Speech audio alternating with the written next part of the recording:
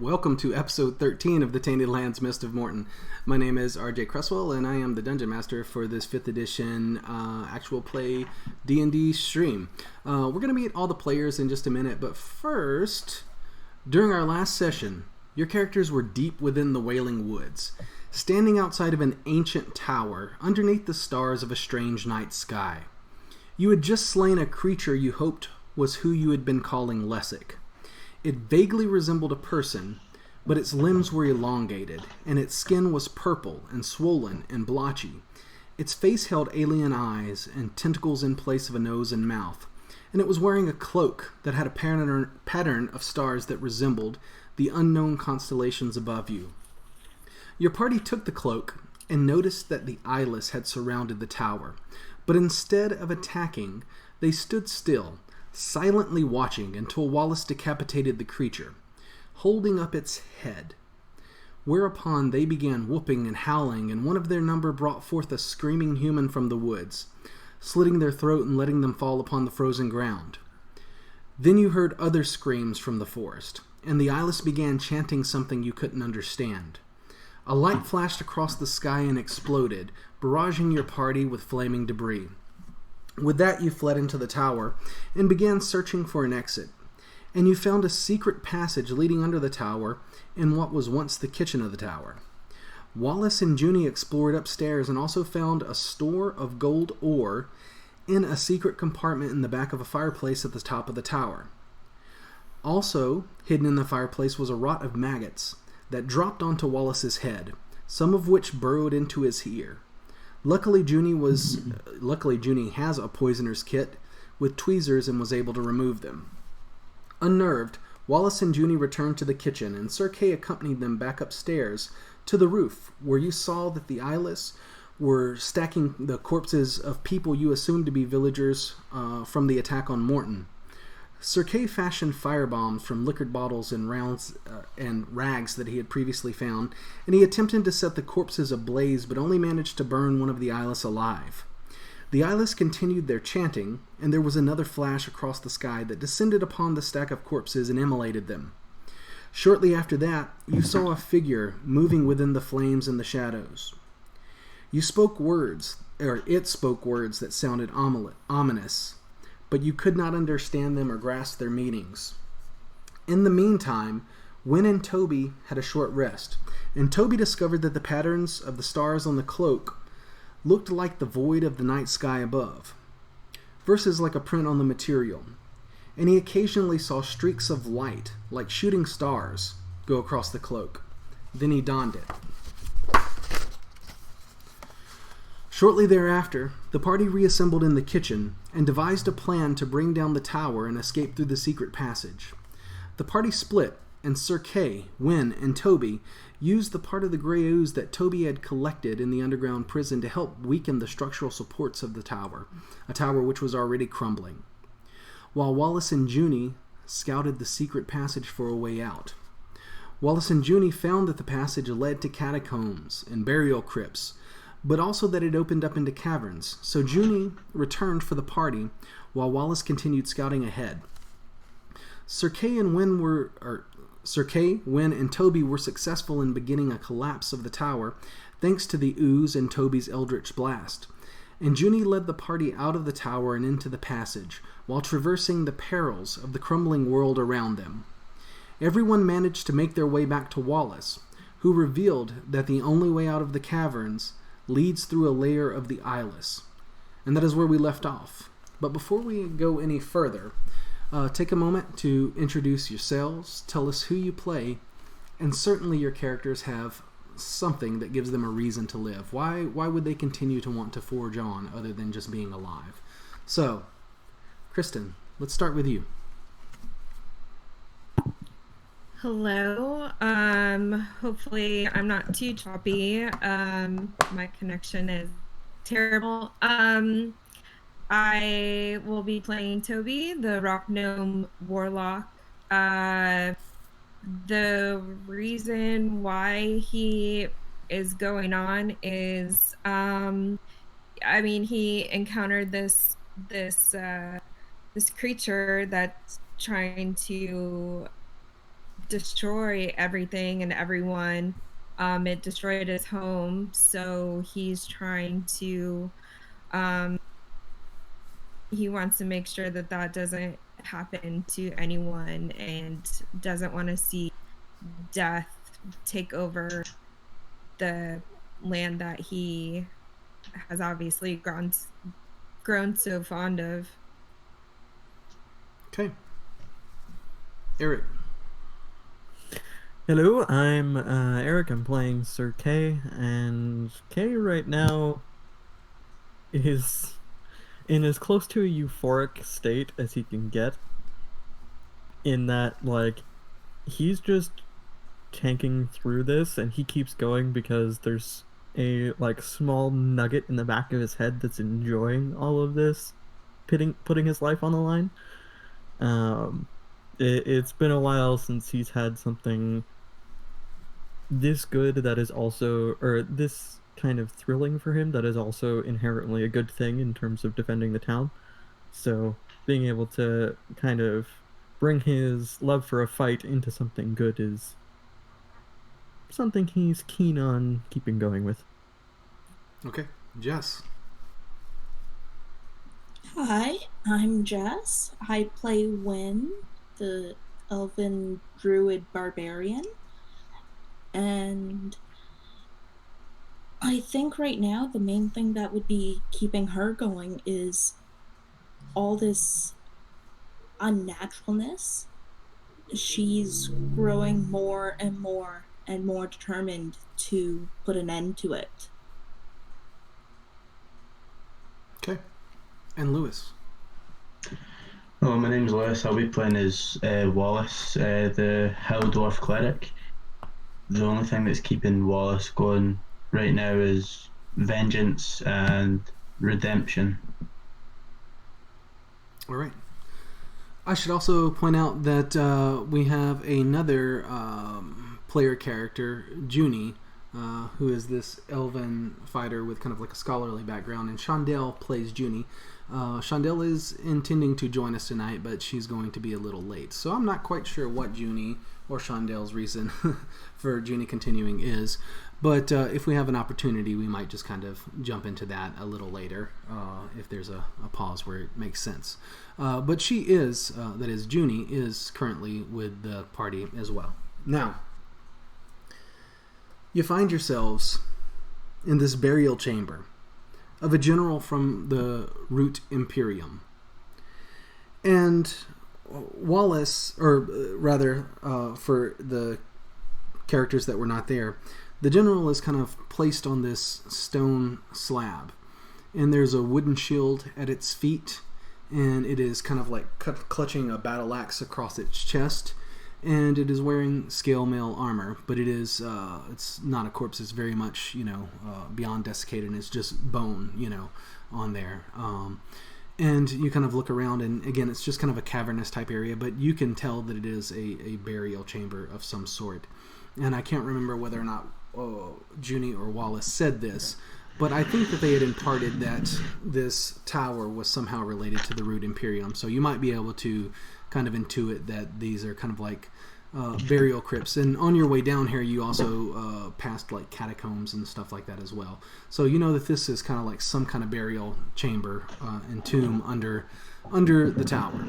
Now, essentially what's just happened is Wallace had kind of just communicated to the group or the party that, yeah, there's good news, there's bad news.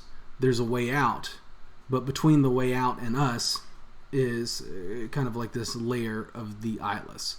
And, the layer was kind of big, and all of these caverns are very much dark, and you're only saved by the fact that you all have dark vision. But that being said, Wallace's dark vision did not extend that far, so he only glimpsed just a portion of it, enough to tell this is a kind of big area, and the eyeless are kind of like crawling around in here. And then he came back, thought better of going any further, relayed that information to everyone. Now, upon relaying that information, Sir Kay had kind of interjected with something along the lines of, well, let's try to take a rest and kind of like, gather our bearings and and then maybe forge on from there. But unfortunately, shortly after saying that, you kind of feel, or first, you hear a rumble above ground. Kind of shakes your environment. You feel tremors beneath you. And then essentially what happens from there is you hear the structure that you've just kind of like passed through. The rest of the party I'm talking about, not Lewis. But you can tell that more than likely what's going on is the tower is like fully collapsed. And it is causing some kind of like, seismic or structural shifts or whatever. And this area that you're in is kind of like facing imminent collapse. So you're thinking probably it's not best to stay here. Great. And while I say you're really thinking banking on that, short rest. huh? I was really banking on that short rest. Yeah. Well, you did. Take it whatever you done up there worked. A little bit too well, it seems. Well, we need to go. We need to find some place to hide. I don't fancy being crushed. Well, the only place to go from here is a nest, so... All right. And as you say that, To the nest. as Toby says, to the nest, you kind of like start seeing the structure collapsing, back the way that you had just came.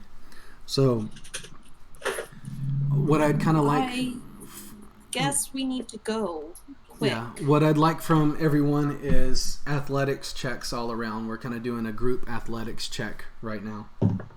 Oh, natural 20, mate. That is a sign of things to come. Super athletic. Okay. 16? So we got a natural 20.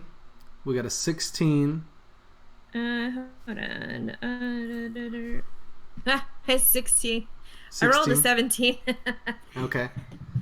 Also a -1. 16. Although I Also rolled a a 12. 16. Okay.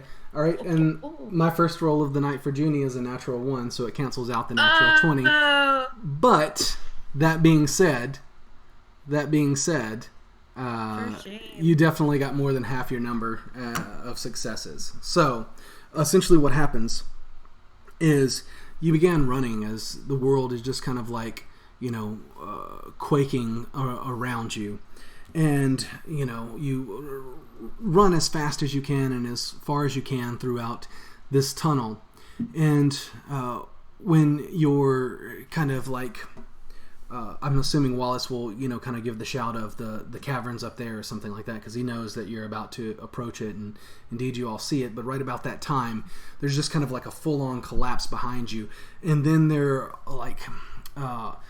all of these kind of like dust and debris that just kind of like whooshes down the hall behind you. And what I need is an individual strength check from everyone now. Mate, 19. 19. This purple dice is no. Natural 1. Natural 1. Oh. Okay. So I'm not the lowest. I got a 6. 6. I got a natural 20. Natural 20. Okay. But All right. this splits us kind of even, which is weird. So It's not down to Ginny. if you got beneath a 15, and I think the only person that applies to is...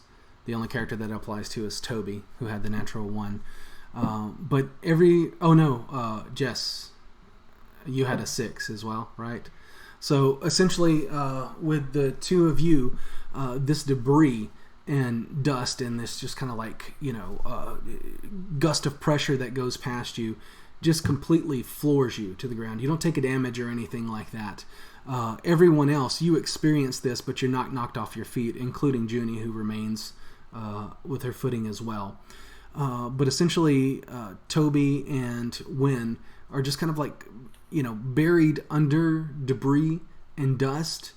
But as you're kind of like buried there, you can tell that there's nothing heavy on you and you're not injured, so you're able to get up. but you're just kind of like covered in all of this stuff. And everyone else who, held their footing and was standing there, you're likewise covered in dust and debris. You felt it hitting you, blasting past you, things like that, and you're covered in all of this dust. It's a little, difficult to breathe in here. You're not suffocating or anything, but, you're definitely probably coughing, I imagine, just from what you're breathing in right now. The air is not quite toxic, but it's also not ideal to be breathing. So, should have got yourselves an apron. This is a minor inconvenience. All right. How close are we to the Islas, Wallace? It's just up here. Let's keep going before anything else falls on top of us. All right. Okay, So you. Before we keep going, I'm just gonna cast Pass Without Trace. Okay. Minted. Right. That's a +10 to your stealth check. Stealth. Yeah. Okay. Mm-hmm. All right. So should we just make the checks just now? you can go ahead and make checks now. Yeah. 27. I'm making a disadvantage, and I rolled another natural 20. 28. Okay. 17. Okay, so I heard 28. I heard 17. Lewis, what 27. was 27? With Pass Without a Trace, I rolled an 11. Rolled an 11. Okay. I rolled a 2 plus 10 minus 20 and a 1. 2. Yeah. All right. Now, you forge forward after Wynn cast this spell, trying to kind of cloak everyone and allow them to pass more quietly than usual. As the dust settles and the world comes back into focus, you're covered in dust and debris, but you can move. You aren't buried alive. You've gone forward. As far as you can tell, you're moving rather quietly. And just beyond the exit of the tunnel that you're coming upon right now, you see a large cavern. Part of its roof has collapsed, and sunlight bleeds onto the Islas, and they're many in number. Some howl and whoop and cry out. You also see that people are tied to large bones that emerge from the floor of the cave. The people appear to be villagers from the attack on Mournton, and the bones appear to be the ribcage of some long-dead beast of enormous size. In the center of the bones is a pool filled with a thick crimson liquid, and the floor around the pool is alive with maggots. A sickly metallic smell fills the area. You see your breath escape into the cold air about you. Then you feel a faint tremor in the ground beneath you as you see a few stalactites fall from the ceiling of the cavern, one of which impales one of the eyeless. Many of the eyeless howl in response. What do you wish to do?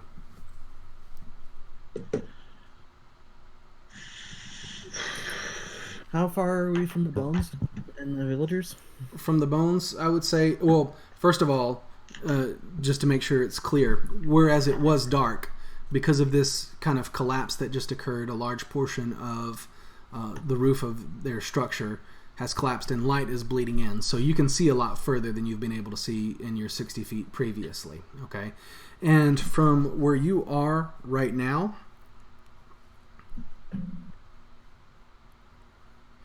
you would imagine that it's probably about 75 feet away. And it's kind of like the center, it's in the center of this large and cavernous area.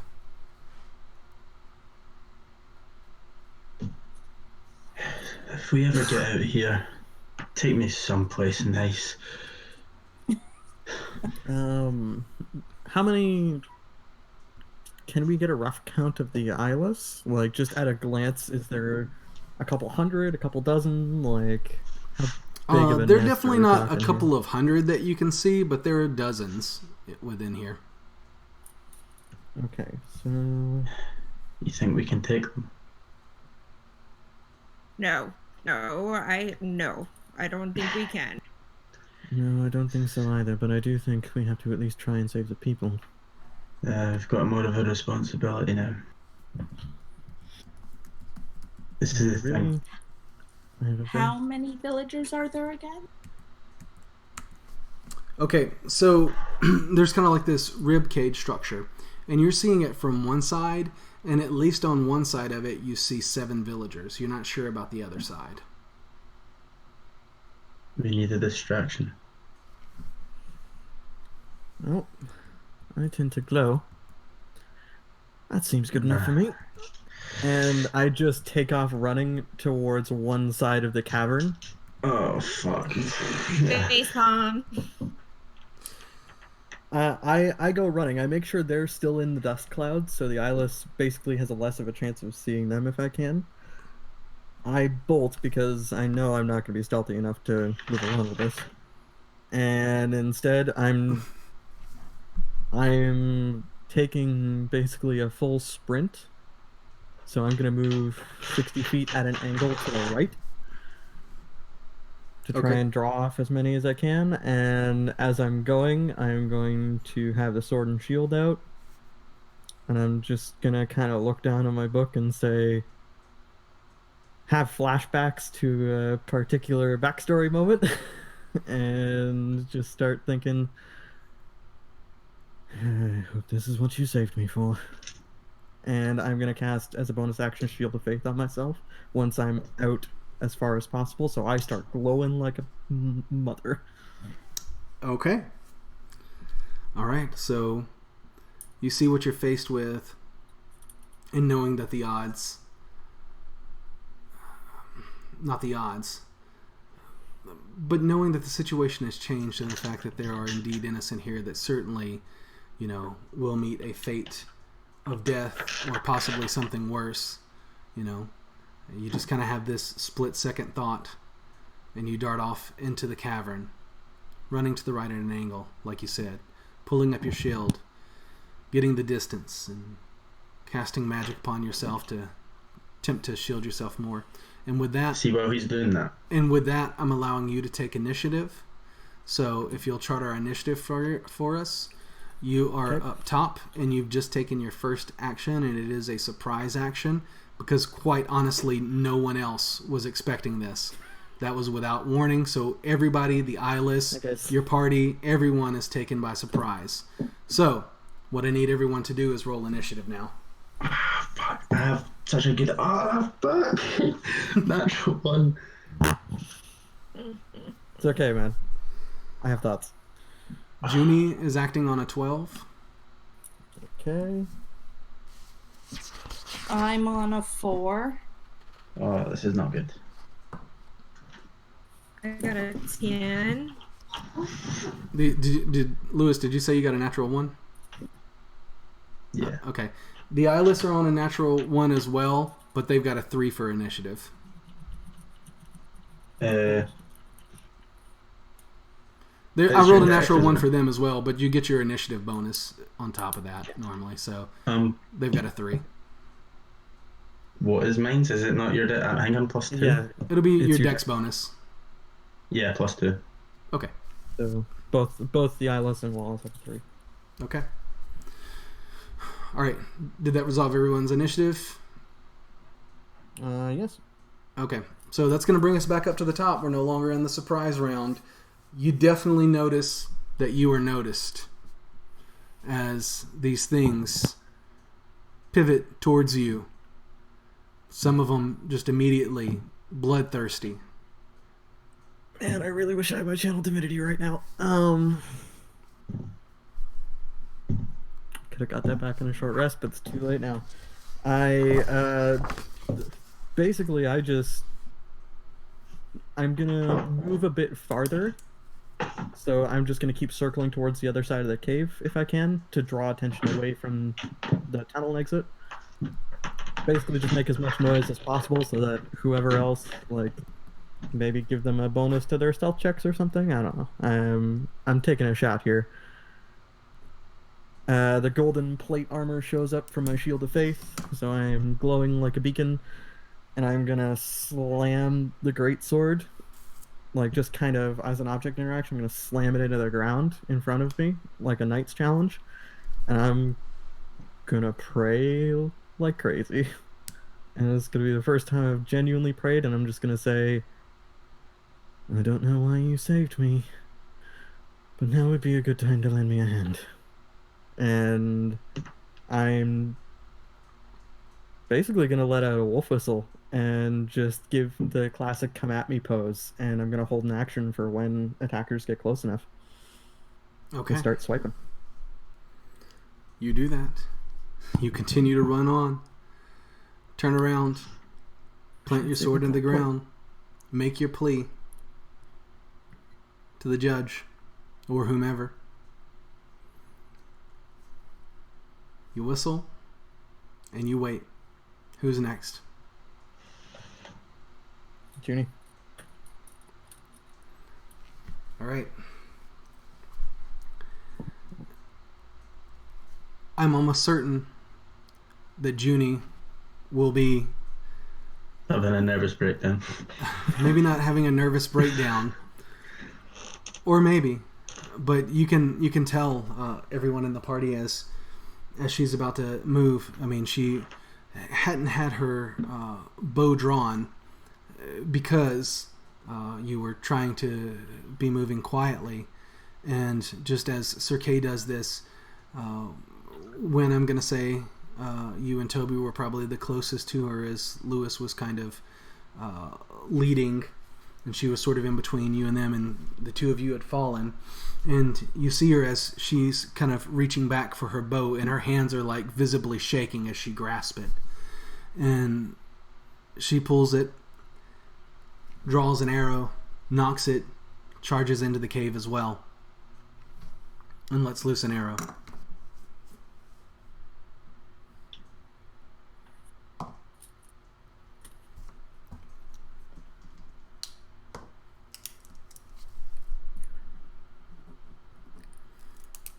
So she goes, draws her arrow, knocks it back, lets loose.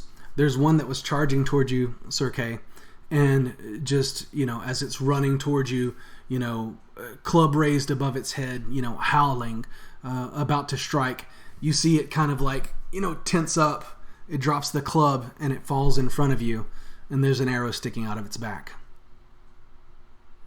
Who's Cool. next? Next up is Toby. Did I see what Junie was shooting at? You were able to tell what she did. Okay. Gonna.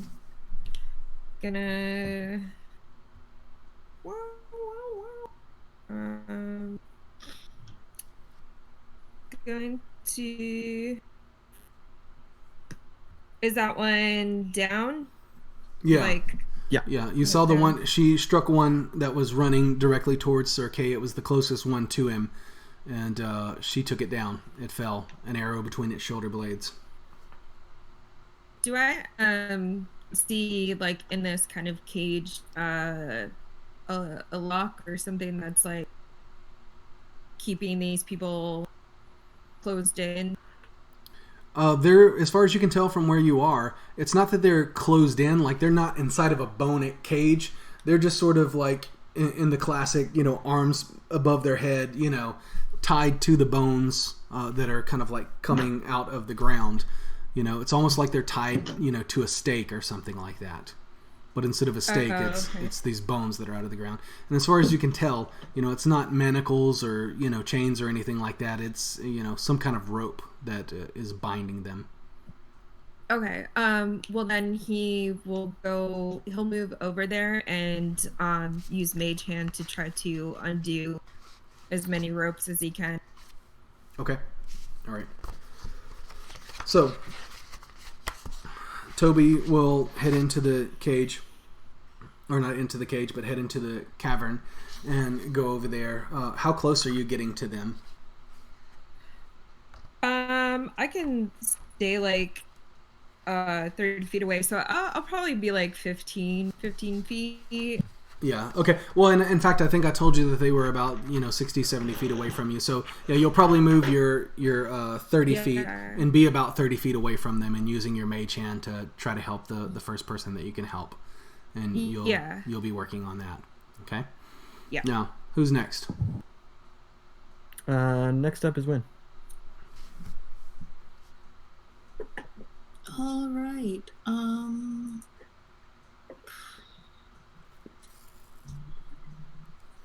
What to have her do? I think to start, she will move to go help untie the villagers. But since I don't have Mage Hand to help me with that, I'm gonna use a dash action to get all the way over there. All right. So Wynn just basically uses her action this turn to just tear off across the floor of the cavern as quickly as she can to get as close as she can, right? Yeah. And with that, she will be able to approach one of the villagers. The particular villager that she gets to right now is this older man, kind of dirty clothes. You don't know if that's from being in here or from his trade or whatever, but she gets over to him and is able to do that. Now, Wallace, I'm going to go ahead and let you go, even though you guys are tied. I'll just let you take precedence and go ahead and move with your party over the Eyeless. So what is it that Wallace would do? Okay. See if I'm casting thaumaturgy, right? Obviously I can like make my voice sound like louder. Could I try and imitate the noise of something? I mean, I suppose you could do a performance check, but it depends on what you're trying to imitate. What are you trying to imitate? I want to have this like guttural kind of like sort of grunt and like kind of this noise as if like there is like something else in here bigger, like huge, wanting to kill everyone. Okay. I want to try and distract them. I want to create a kind of like a noise like that. Okay, so do you move or do you do it from where you are right now? I don't know what the range of it is. Hold on, I will check what the range of thaumaturgy is. Because it's only 30 feet. Oh, I don't know if I can do that then. Okay, I'm not gonna do that. Okay. I'm gonna.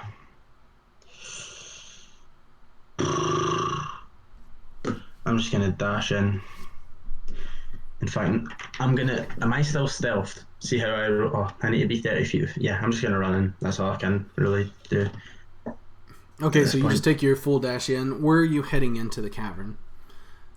There's kind of the area over to the right where Sir Kay has, dashed in about 90 feet or 100 feet or so. And then there's the area in the middle of the cavern where kind of like this rib cage structure and the pool of blood, the maggots, and the prisoners are. I'd probably go for there. You head over towards... Yeah, he's the distraction, so I'd go to the people. Okay. All right. Big and shiny. Might as well put me to use. All right. Now, Sir Kay, you held your action for when they approach you. They indeed approach you. Coming running.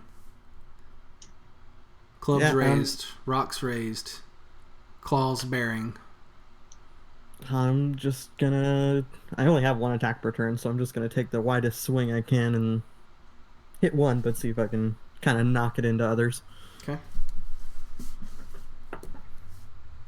That is a 16.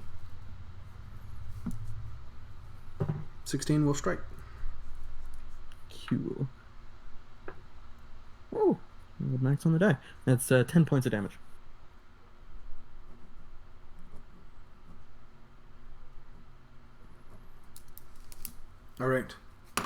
Now,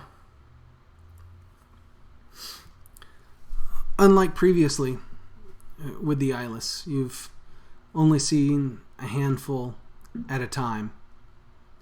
But what you're faced with right now are just kind of dozens heading your direction. And again, these things are misshapen, bloated body, flesh covering their eyes, rotting black teeth, purple and swollen gums, bleeding, from their mouths. They come at you with clubs and stones, and again, you can tell that some of them are just, intend to rip you apart with these nasty yellow claws from their bare hands, and they descend upon you.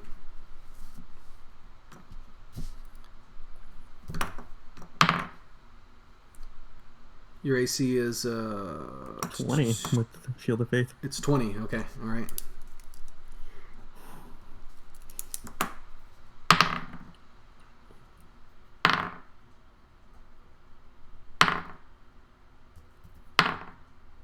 Okay, all right.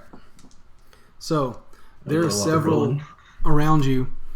Again, swinging clubs, trying to strike you with stones, tearing at your flesh. But with your armor and your shield of faith, you're significantly protected right now, and you take 7 points of damage as only one of them connected with a stone, and it just kind of like bashed. You're wearing a helm, correct? No, actually, I've never been wearing a helmet.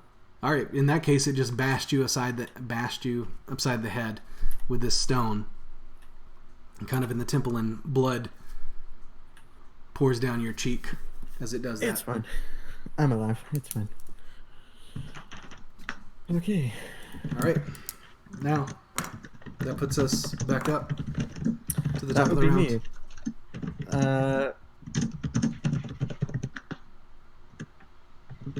So I have a really weird question.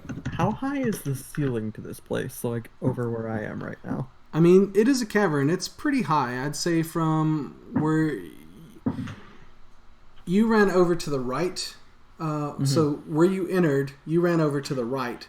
The part where the seating had collapsed was kind of like over to your left, and that's where the sunlight was, kind of spilling in from. But from where you are over in the cave, I'd imagine it's a good 40, 50 feet above you. 40, 50 feet above you. Yeah, it's too high up. Okay. So that's not going to go very well. And just you were the top of the round because you took initiative. That's right. Yeah, so you don't have an initiative number. I should say this, and I know it's your turn, but I was supposed to do something before then. So let me go ahead and resolve this real quick as you're thinking. Everyone who's within the cavern right now, please give me a strength check. Because what happens as you're in here, these kind of like intense tremors from the ground that you felt before, you can tell that there's some other kind of like shift beneath your feet in the earth as something else structurally is coming loose within the cavern. So everyone give me a strength check. 6. Okay. 5. 5. What was that, Kristen? I think you're muted. 5. Oh, I'm just not hearing it? Okay. 10. Okay. So 6, 10, 5. Eric, what? 18. Okay. So everyone that is not Sir Kay, including Junie, gets knocked prone. Okay. You take no damage from it, but you're knocked to the floor. Now, Kind of like run down the hill and fall. Sir Kay manages to keep his footing. So I know the place is weakened right now.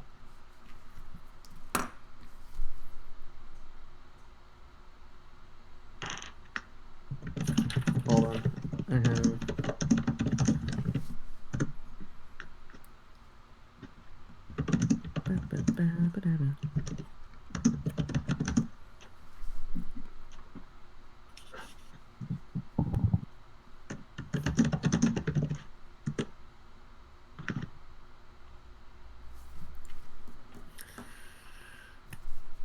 Okay.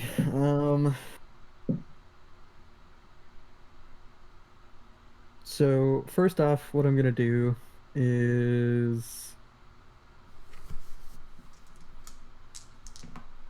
bonus action and like object interaction combined. I'm gonna take a quick second. Actually, could we retcon that I'd have put my book in the bag of holding to keep it from getting damaged, just to save that whole aspect? I mean, So yeah, that's fine with me. Yeah. Okay, cool. Because I'm just gonna pitch the bag of holding towards Wallace or whichever member of the party is close enough to me. They're all real far away from where you are right now in terms of just throwing it. Why did we let the guy with the bag of holding run into them? Yeah, that's what I was thinking. I had an oh shit moment when I realized I still had it. Okay. Mild change of plan.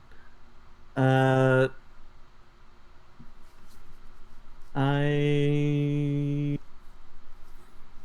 am going to move 30 feet towards them and just kite whatever I can with me. Okay. All right. As you do that, many of them begin beating upon you with clubs or rocks, but none of them seems to breach your armor. So. Okay. In that case, once I'm 30 feet closer, I will throw the bag and just let it drop as close as it can to them. Okay. All right. So you move your 30 feet and you do get it much closer to them, and I'm going to say that at the very least, Wallace will notice that going on. Cool. Yeah. Can I use my plot point? Let's let. Oh, you can on your turn, but yeah. Okay. So let's wait until your turn. Okay. Well, I was just about to say something that might come into play with, because I was gonna try and. This is really weird, and I don't know if it'll work. I was either gonna try and sink my second sword into the ground to cause another tremor or collapse the ceiling, or I was gonna pitch my shield at the ceiling to cause another collapse on my side of things. Okay. That was my plan for the action. I'll tell you that if you're trying to knock stuff away from the ceiling, your shield idea is probably the better way to go. You know. Okay. Then I would go about that way. Okay. So you use your kind of bonus object interaction or whatever to throw the bag. So you ran, you sling the bag as close as you can towards, the nearest person, which we'll say that was Wallace probably. And then after that, you take your shield and just sling it towards the ceiling. Towards the ceiling. All right, just give me a general strike roll on that. That's a natural 20, so I don't know what it would be. I think it would just be strength, so 22. Okay. Thanks, All right. man. So you do that, and your shield strikes, and you can tell that it definitely smashed into the side of like some stalactites that are up there. All right. So cool. AC's back down to 18. All right. Let me make note of that. Who's next? Next up would be Junie, and then Toby's on deck after. Okay, Junie. She'll get up, expending half of her movement to do that. And then she'll move another 15 feet, kind of flared out to the side, not closer to the mass of eyeless that Sir Kay has drawn. And then she'll knock another arrow and get a natural 20. All the rolls. I think this just proves we were never meant to be a stealthy party. Every time we've tried to stealth, everything has gone so poorly. It's been so bad. Well, I mean, your stealthing was going fine until Leroy Jenkins, Pretty much.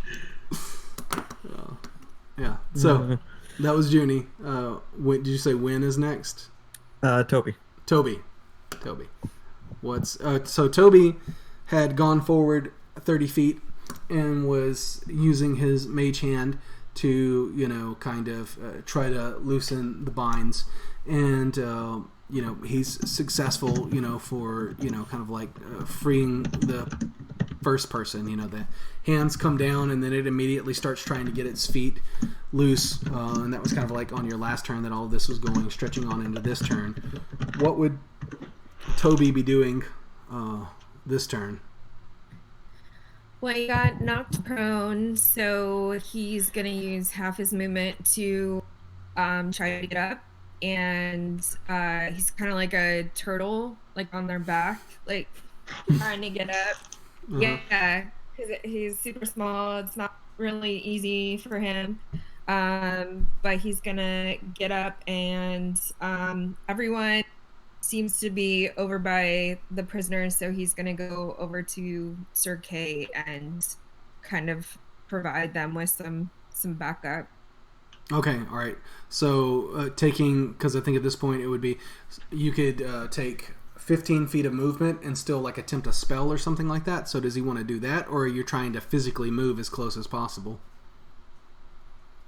He's taking 15 feet of movement. Is there one attacking them right now?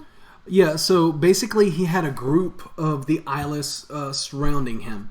And, you kind of got floored, but when you get back up and you look around for him, realizing that, you've freed one of the villagers, you see that he's kind of run away from that kind of group. And they were, striking him, throwing stones at him as he was running away. And then he tosses the bag of holding, and you kind of catch a glimpse of that. And then right after, you see him like throw his shield up towards the ceiling and strike some stalactites. So currently, he's about 30 feet away from the large group of eyeless, but you can tell that they're getting ready to, run towards him again. Okay. Yeah. Then I'll use a spell, Chill Touch, to just try to smack one of them with necrotic damage. And he's very annoyed of their use of rocks or misuse of rocks, and he's like, "That's not how you use rock." Let's see. Caveman Toby. So that's 15. All right, 15 will strike. So just so you know, it has a range of 120 feet. So you've got that covered. You're within 120 feet. You're much closer than that, actually. 6 points of necrotic damage. Okay. Damn. All right, so how do you imagine your Chill Touch looks as an effect when you're using it? What happens when you use your Chill Touch? So it's like a ghostly kind of skeletal hand that just slowly reaches out and smacks him. Okay. All right. So as you cast it, you run forward another 15 feet after getting up as quickly as Toby possibly can, and then you see that Sir Kay is once again kind of in danger as they appear to be making their way towards him once more, and you just kind of cast these arcane words and you say these arcane words, cast this spell, and the skeletal hand reaches out and just kind of like reaches toward one of them and just smacks it, and teeth go flying to the side, and it falls to the ground. So Hey. All right, it's gonna take us from beyond the grave. It's gonna take us to Jess. Win. Okay, so my plot point. Sir Kay's shield struck the stalactites. I am going to cause those to crash down onto the eyeless. Okay. Oh, hopefully crushing quite a few of them. All right. So, essentially, you want to use your plot point to kind of aid Sir Kay in success of sending as much debris down upon the largest mass of the eyeless as possible? Correct. Okay, all right. Now, is there anyone present who hasn't done a twist on a plot point yet? Okay, I think you're the only one. So, what do you think would be a good negative counterpoint to something like that happening? It also falls and crushes some of the villagers.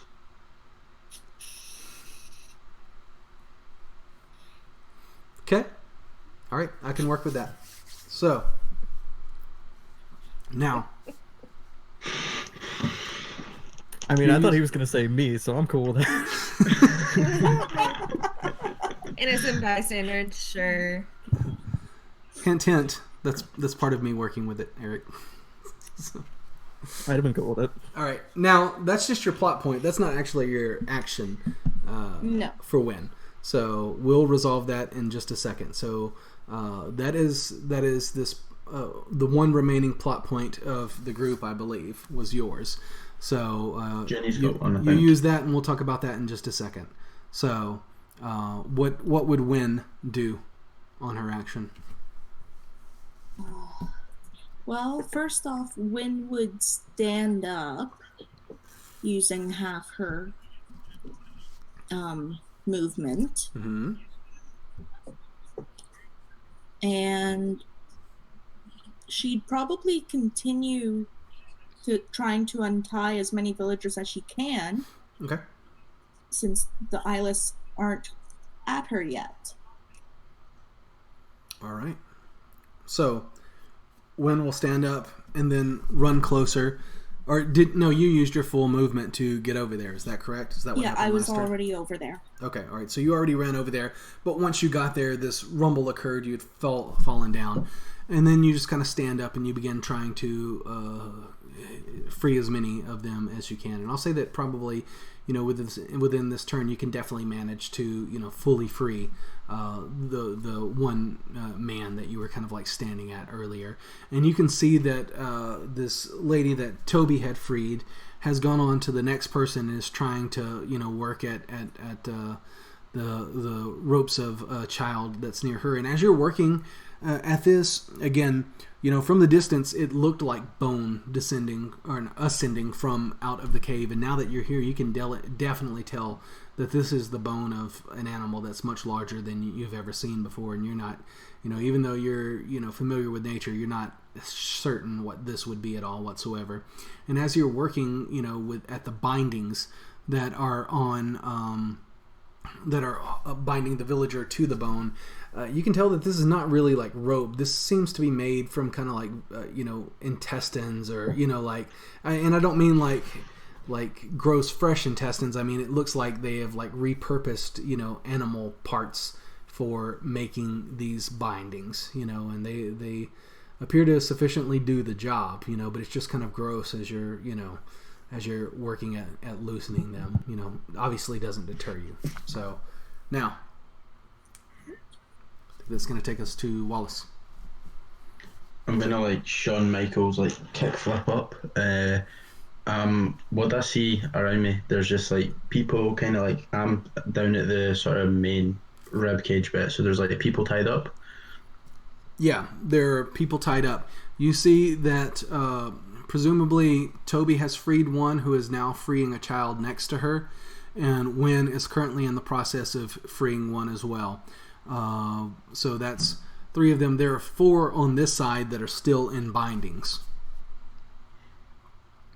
Is there any eyeless about?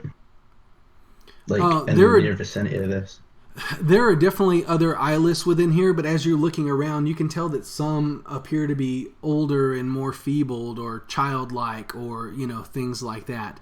So not all of them are attacking, but the group within here that is most aggressive was the group that was kind of around Sir Kay. I'm gonna go and I want to grab an eyeless child and I want to take it like captive. Okay. All right. So you see one and you rush over to it and you take it captive. All right. I'm gonna have my axe to its throat. Okay, and I want you to give me a strength. Roll a strength. That's a 16. 16. Okay, all right. You're able to take it. You're able to place the blade of your axe to its throat. It is only a child. I'm gonna kind of. I don't know if they can understand me. I'm gonna kind of beckon for them to like leave, or like, yeah, just like I want them to like leave. Okay. All right. So you do that, and you're kind of doing that towards the group that was near the child that you took. Now, that's going on with you. The Eyeless that were closest to you, Circe, Yep. make their way towards you. Many of them do.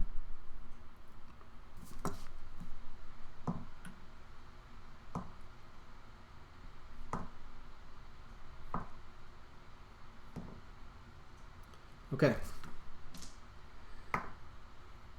And once again, out of the group that manages to get close to you, only one of them manages to strike, and this time it's with a club, and that does 5 points of damage to you.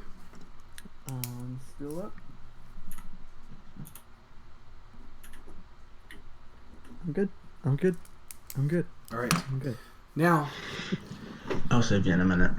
and again, as they come near you, same look. Did we lose somebody? Yeah, we lost Kristen due to connectivity. She Okay. should be back in a All right. minute. She said she was losing a lot of audio on her end. Gotcha. I'll just leave our overlays as they are then, and hope she gets back soon. So anyway,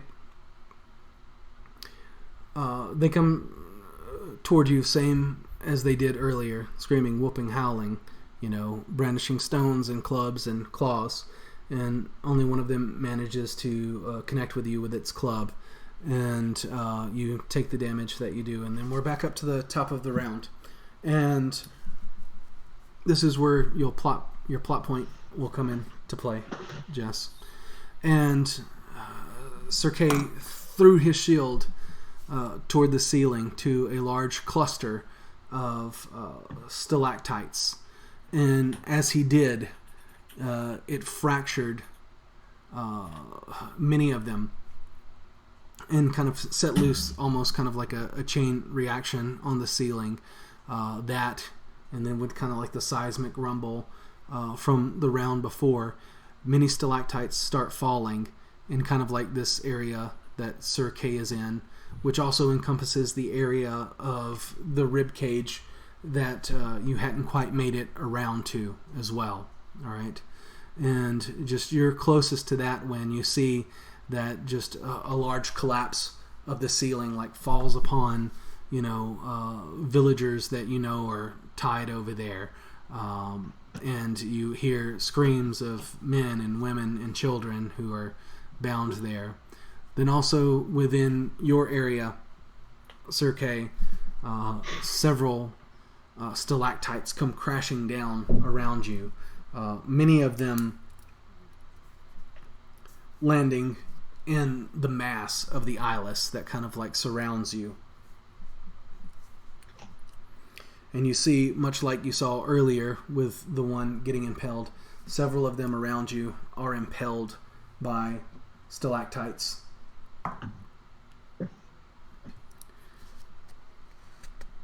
And then your AC is only 18 now, correct? 18. 18. Okay.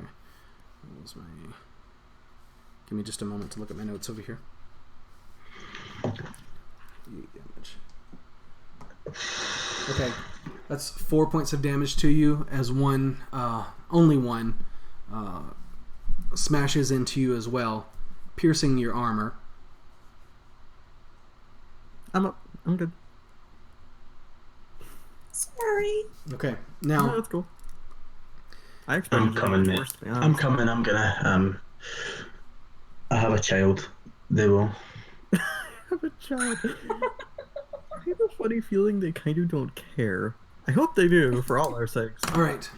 Now, in your area, Sir Kay, you notice that several of this mass of eyeless has been crushed beneath debris from the ceiling. That being said, there are still a group of eyeless surrounding you. Just, I'd say that probably a little over half of their number was taken out in this collapse. Cool. Well, I'm gonna cure wounds myself because I still have 2 spell slots left. So that is cure wounds is a d8 plus 3. That's 10 hit points back.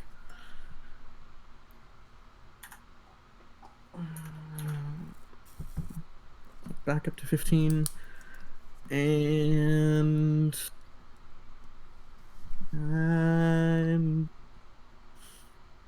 what else do I have here? That was my action.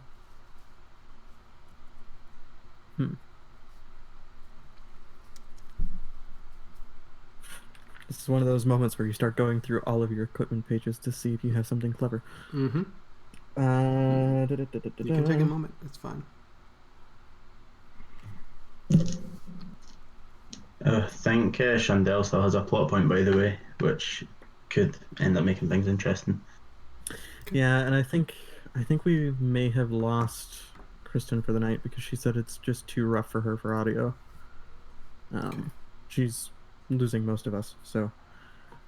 Okay, give me just a second then. Knowing that she might not make it back, I will go ahead and... Shandy just confirmed in chat that she does have a plot point left. Okay. So, right. I am...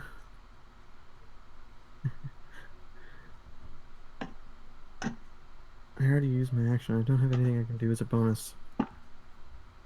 Oh, I need to roll a concentration check for Shield of Faith. Actually, I need to roll 2. That one's fine because I rolled over a 10. Also fine because I rolled over a 10. Because all the damage I took was less. So... Yeah, I'm just gonna take the longsword in both hands and start carving through them. Because I'm definitely not getting my shield back after that. Okay. I'm just gonna say it's probably buried. Like, there's no retrieving that thing. Okay. So I'm going to attack the nearest one to me. Well, did you use your action for healing? Is that what you cast a spell? Oh, right. Yeah, I used Cure Wounds, not Healing Word. Sorry. In that case, I am just gonna keep kind of taunting and keep moving and see if they keep following me. Okay. So I'm gonna In which direction are you moving? I'm gonna kind of start doing a wide circle around the bone cage so that I'm still within like a certain radius of the rest of the party, but they're still following me, basically. Okay. I'm trying to make it seem like I'm still the biggest threat, but keeping myself in engagement distance of the rest of the party. Gotcha. Okay. All right. Now, that's going to take us to, I believe, was it Toby? No, Junie's next. Junie. Right. Okay. She's going to miss that time. So she knocks an arrow, looses it, and, you see it kind of whir past one of the eyeless, but doesn't actually strike. So that'll take us to Toby. And Toby will do Eldritch Blast. Okay, that's only an 8. So Toby will do Eldritch Blast, kind of the same thing, doesn't really manage to strike any of the eyeless that are approaching you. And that's going to take us to Win. All right. So the guy that I untied, is he now moving on to untie others? Or what's he doing? Yep. He goes on to help his fellow person. All right. In that case, I will cast Firebolt.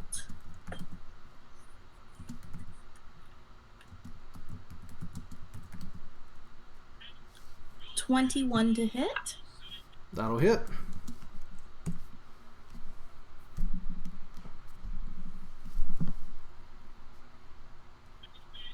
Nine damage. All right.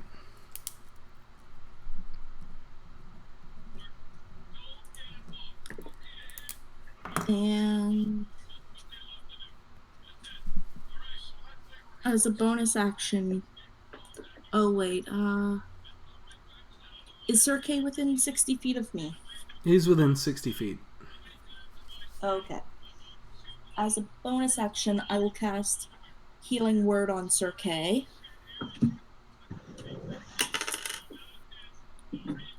For 4 points. 4 points. All right. Make note of that, Eric. Yep. Almost back to what I started this session with. Yeah. And I believe that's about all that I can do. All right. That will take us to Wallace. Right, so I've got. Does this kid have hair, or are they all like kind of bald? No, they're all kind of twisted, misshapen. There's some hair, but it's not like a full head of hair. It's just clumps growing here and there. Okay, I'm gonna have my hands like right in the eye sockets then, and I'm gonna be.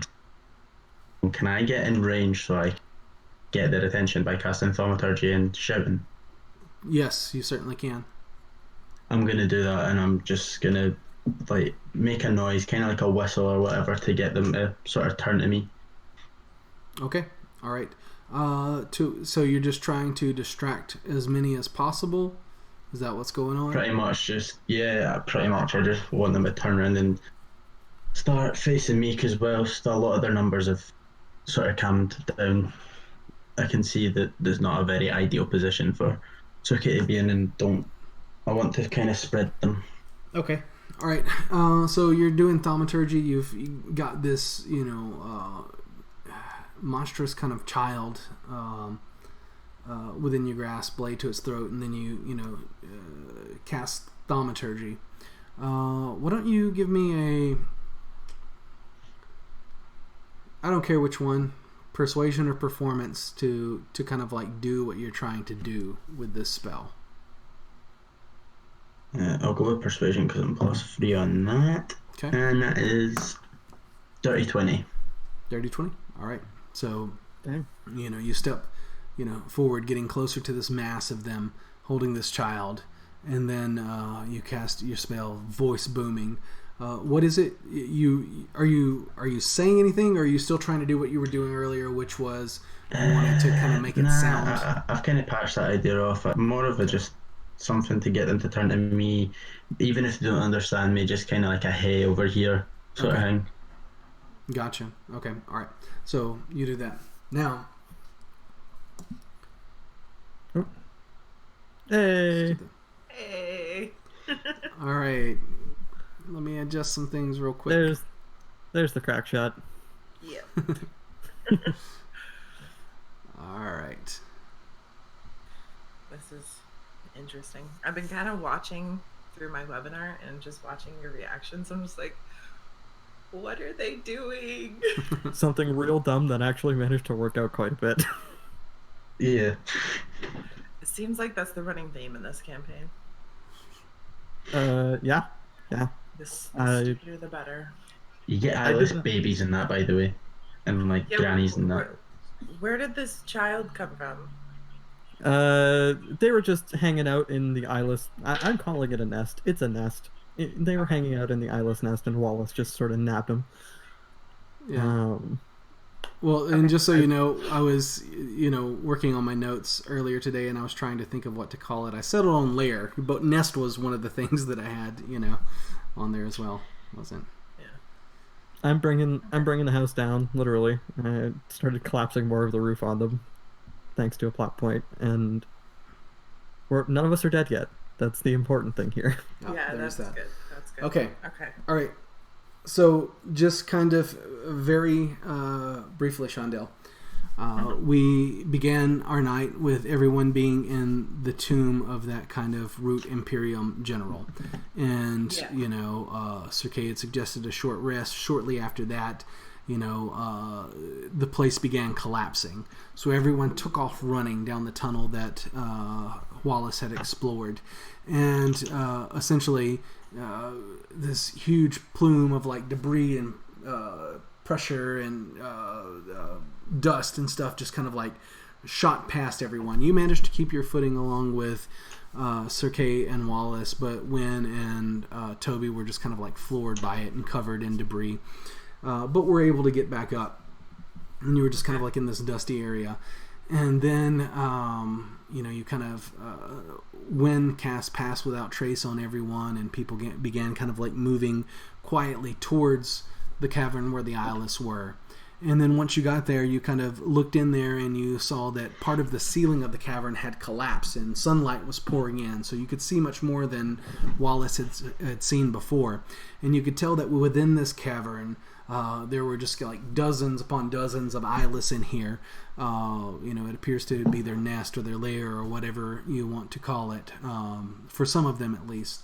And within the center of this cavern were these kind of like ribcage bones that were just kind of like coming up out of the ground, and you could tell that it's from a beast of size like you've never seen before. It doesn't look like the ribcage is part of the cavern. I'm not saying that it's alive. I'm saying it's like something had died here, and these are just kind of like remnants coming out of the ground.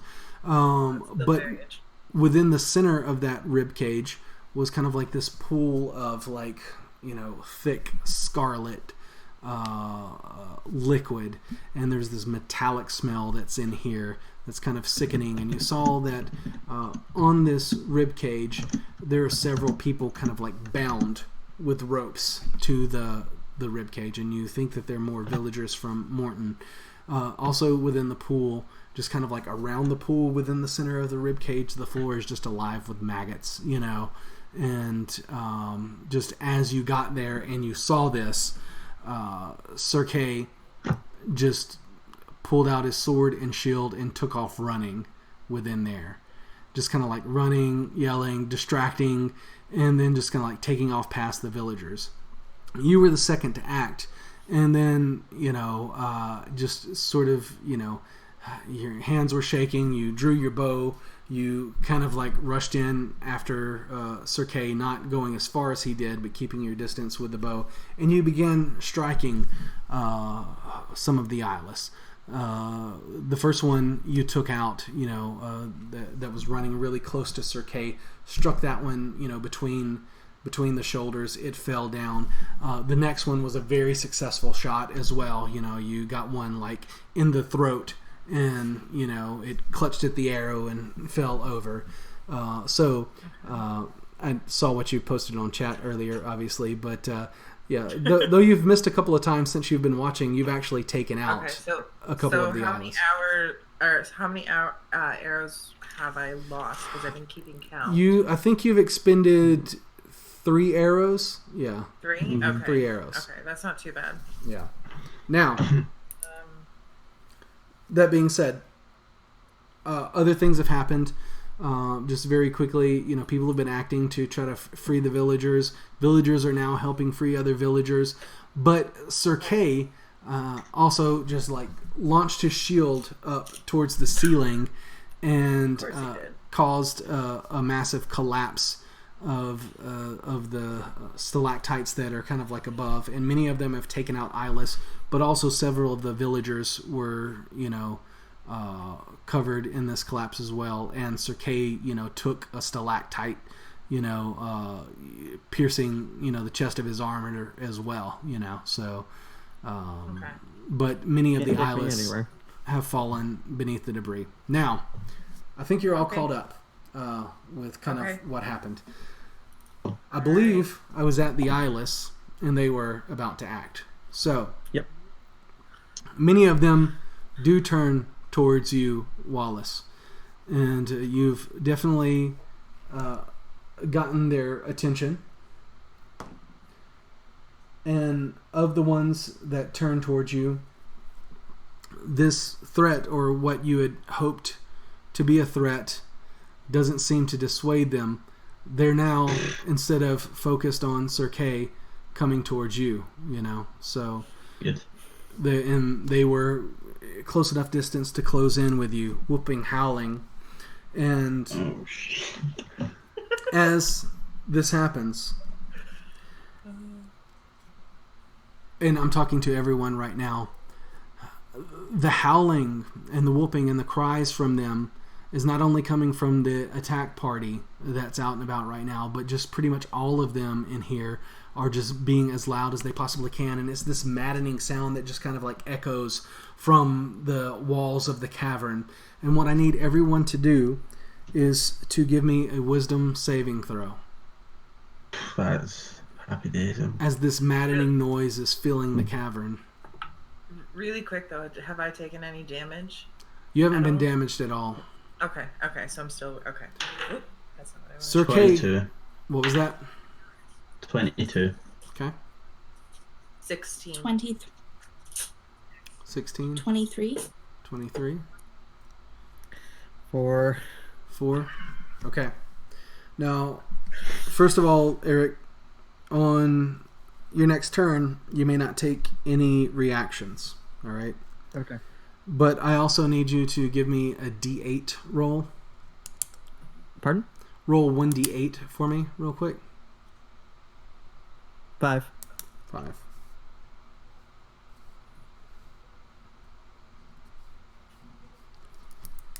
All right. So, this maddening sound happens. Toby is good. All right. Now, there's a group of them. A small group breaks away from Sir Kay, comes towards you, Wallace. And your AC is still currently 15, is that correct? Yeah.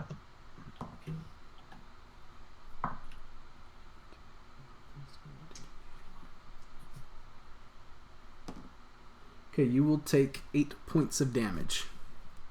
Oh, God. Now, they come towards you, and, a couple of them, swing clubs at you, but, glances off your armor. One, belts you across the back with this huge stone, but that's not what hurt you. What hurts you is just kind of like one of them manages to get its hands around your throat and just like rips at the flesh of your throat with these nasty claws and tears out, a chunk of flesh. Blood just squirts, as that happens. Now, R.I.P. his Wayne. Sir Kay. Okay. You only take 3 points of damage this Oh, time. lovely. As Still alive? the ones that were trying to approach you that didn't break away and pursue Wallace and attack Wallace manages to make their way towards you. And, again, clubs, stones, fingers and claws tearing at you, and you just kind of like take a stone across the shoulder that does that damage to you. And that's going to bring us back up to the top of the round. And it'll be your turn. But, however, kind of like the sound that's kind of like echoing off the caves is, again, kind of like I said, maddening to you. And, even though things have been going in your favor, you become completely unnerved, glancing around and, just not really knowing anything about the other eyelists that are in here. You just see how many more of them there are in spite of some being, buried in the collapse. And you just randomly just kind of like run your full distance in a direction. And I'm going to say east west. You run towards kind of like the area of the cave where the ceiling has broken away. So kind of like you take your full movement and just sprint towards that direction. Okay? Okay. which is kind of Hopefully like that other crowd almost follows me. opposite the way you were going, you know. So. Yep. All right. So you take your full movement that way. Now, it's going to take us to Junie. Shondell. Yes. Hey, as you're in here, you know, things aren't going as bad as they could be going, but they could be going better. And you weren't with us earlier, so before you launch into your action, let's take a brief moment and why don't you tell us what Junie's fighting to live for? Oh, not gonna lie, I kind of didn't even think about that. Fighting to live for. She's fighting to live for, I guess, a peaceful, like, homestead style life. Just, she kind of wants to go back into her roots again and just be chill, for lack of a better term. She's also fighting to live, to be able to continue teaching and professing knowledge, which is her passion. So, yeah, that's what she's doing. That's what she's fighting for. Okay. All right. We'll let that fighting commence. Okay. Or, you know, whatever it is she wants to do right Yeah. now. Okay, so just kind of briefly describe the scene in front of me because I had a bit of a hard time following what exactly she's looking at. Sure. Okay.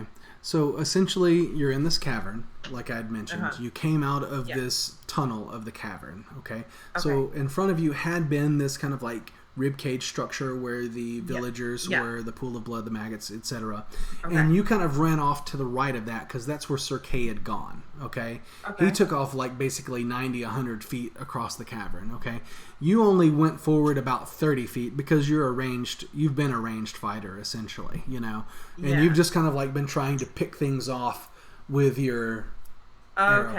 And there was this collapse that killed many of them.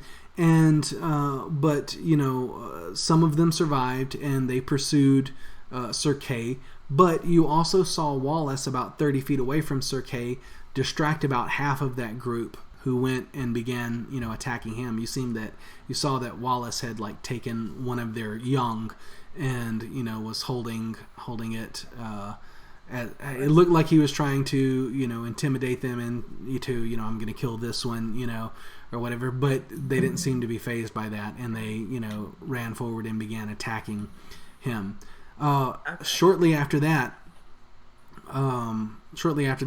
you heard this kind of like maddening noise, this echoing, and while you managed to shrug it off and keep your bearings about you, you see that Sir Kay just kind of basically, you know, he's, you know, kind of like covered his ears for a second and then just took off running away from, you know, the group of the Eyeless. They were trying to attack him as he was fleeing but didn't manage to, you know, and anyway, he's just kind of like run off across the cavern in sort of the opposite direction from where you are.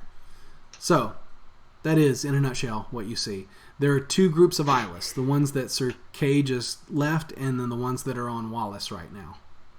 Okay, how far away are they?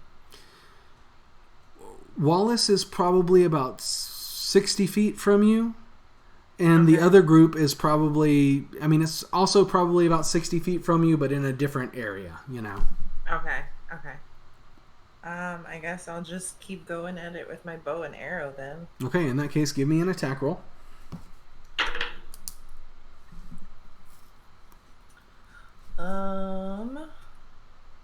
10. 10. A 10 will not strike.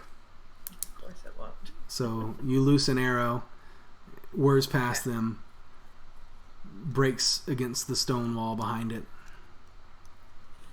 or the earthen wall behind it.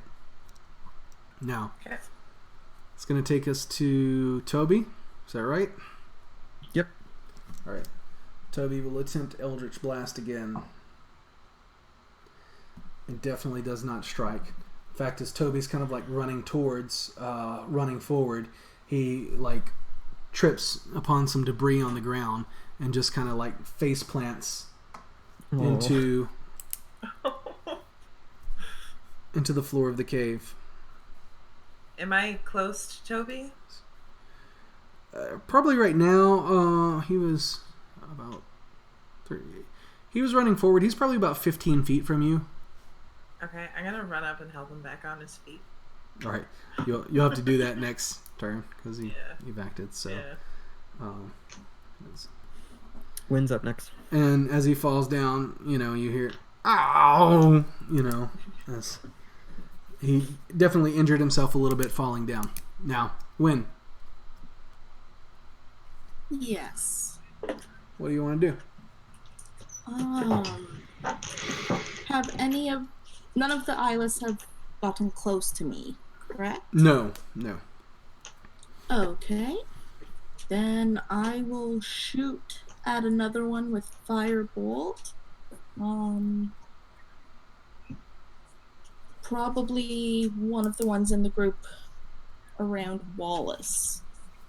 Thanks. I don't know how much it will do for me. Like, 16 to hit. 16 will strike. 2 damage. All right. Better than nothing. Mm-hmm. All right. What was it you were using? Just firebolt? Is that what it was? Yes, firebolt. All right. So you unleash this, tongue of flame, that flies across the cave, and this particular one, Wallace, is coming towards you, with a stone, and it's wearing kind of like some animal furs on its misshapen and bloated body, and you see that it's just kind of like engulfed in flame from behind, and it yelps and falls to its knees and falls over on the ground, and is just kind of like engulfed in flame. So that takes us to your turn. You're still surrounded by several eyeless. where's the kid? You're holding the kid. Okay. Do I need to take an action? Can I just but also kill it? You cut out And a then, whole like, bunch. Do I need to take an action to get rid of this kid? Like, do I to throw it away, or to can I just in one action sort of just swipe out at it and I mean, kill the kid as well? it was most certainly kind of a non-combatant, so you can just have that be flair if you like. Cool. Well, as I did, I'm gonna just whatever one's closest to me. I'm just gonna with my axe, kind of bring it round and make a melee attack at him. Okay. Make your attack. 3. 3. Okay, 3 Yeah. will not strike. How were you striking?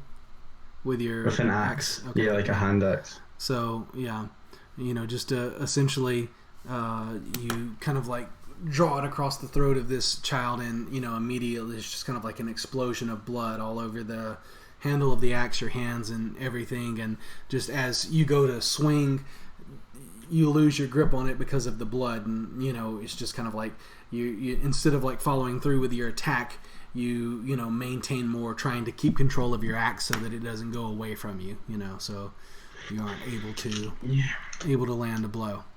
Now that takes us to them, and the ones around you.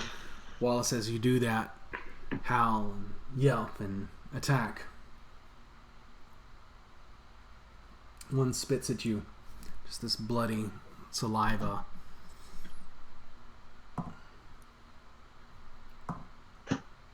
Okay. There's a reason I was trying to kite them all. All right, Lewis, you take 13 points of damage. I'm dead. I have 6 hit points. Well, you're not dead. You're down. Oh, well, I'm unconscious. Yeah. Yeah. Snap. All right. Not good. Sir K, All right. you are considerable distance from, let's see, you took off 60 feet. The group that was attacking you just kind of, sees that you're kind of over there, and they've noticed Junie and Wynn and Toby, and they close in upon them. Now, Junie, Yes. or Shondell, what's your AC? Because I didn't get that from you earlier. 12. 12. All right.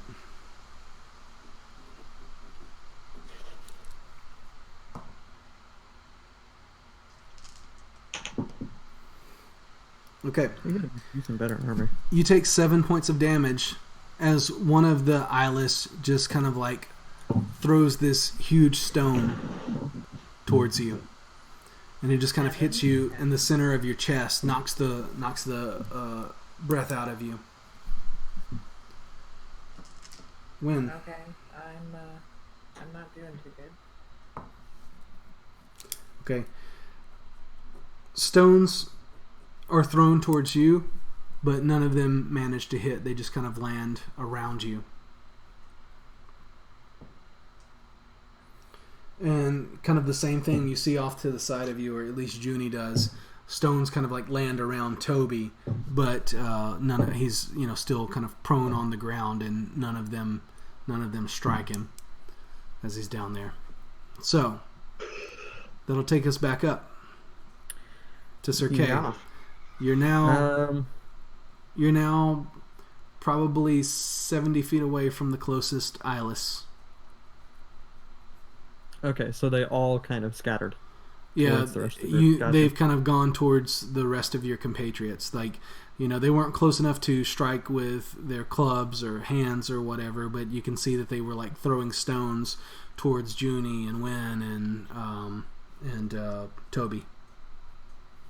You also saw, more importantly, Wallace dropped within his group of eyeless. They kind of overcame him with stones and rocks and beat him as he was falling to the ground. Okay. God, I'm so far away. I'm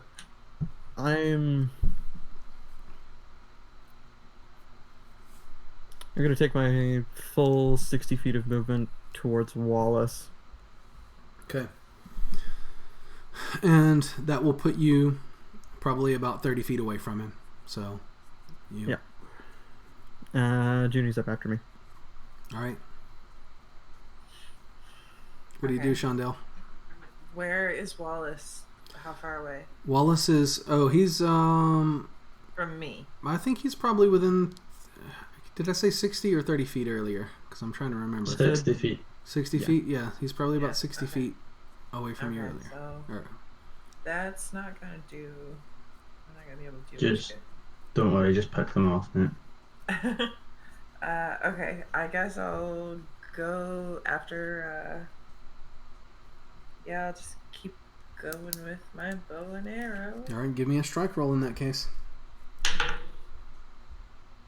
15. 15 will strike. Okay. Give me damage. Give me. No, that's the wrong one.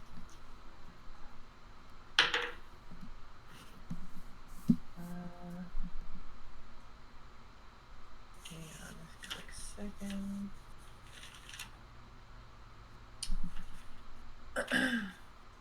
So that is 16. 16 damage? Okay. Yes. If I did the math right. Let me double check. Okay. So, Shondell kind of holds her... No, Junie kind of holds her ground and, continues to pick the Alice off with her arrows. And, I know you only have one attack, but just kind of for flavor, that was a good amount of damage. You managed to get in like a couple of shots and drop a few that are kind of like surrounding Wallace. So there's still a couple there, but you pick off a few of them around him. Now, Beautiful. that takes us to Toby, who stands up, runs forward as much as he can, and that kind of time strikes. So, he says his arcane words and unleashes a blast of force of this eldritch energy into the group that is around Wallace as well.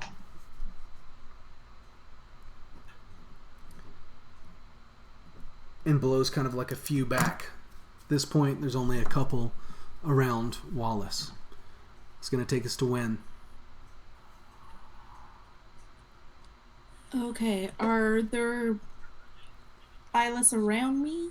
Or were they just throwing rocks toward me? They couldn't get close enough to you to attack, and they just began lobbing rocks.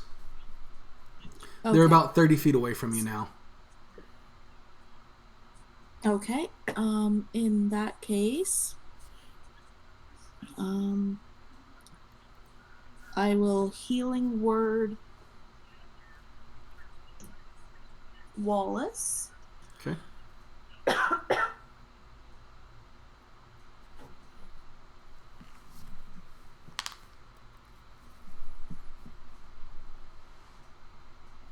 For 4 points.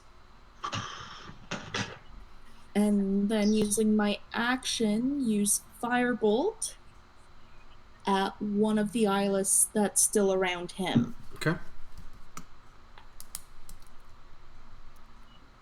Nat 1. Nat 1. Okay. Yeah.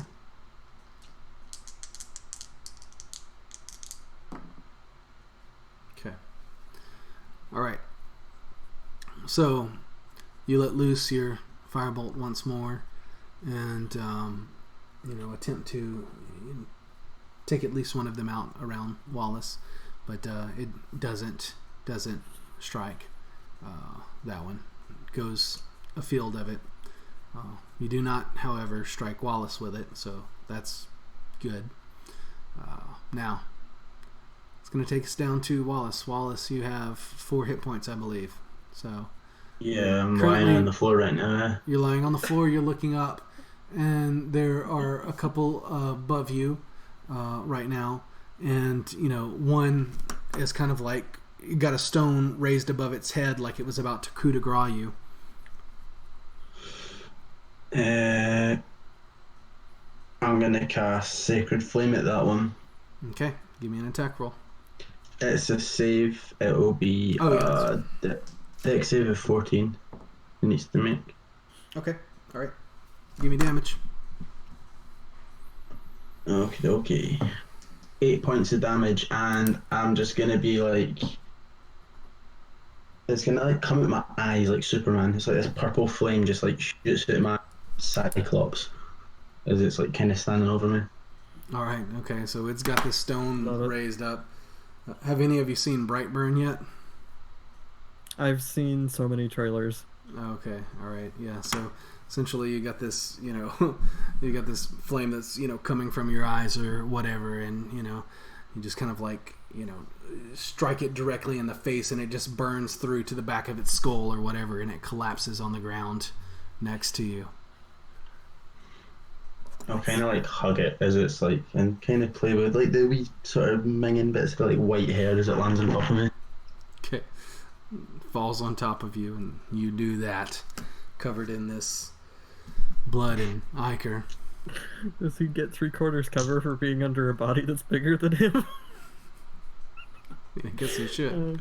Okay. I'm gonna lie there. All right, now Man. you do that. The one remaining eyeless will get advantage, but still not strike.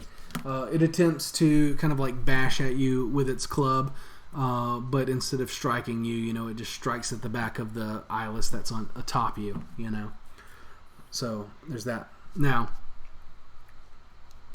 when more of them rush Yes. over towards you,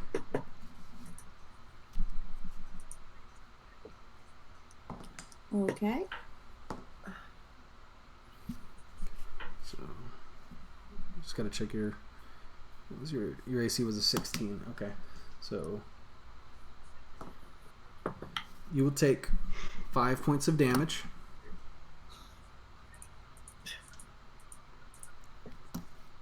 Okay.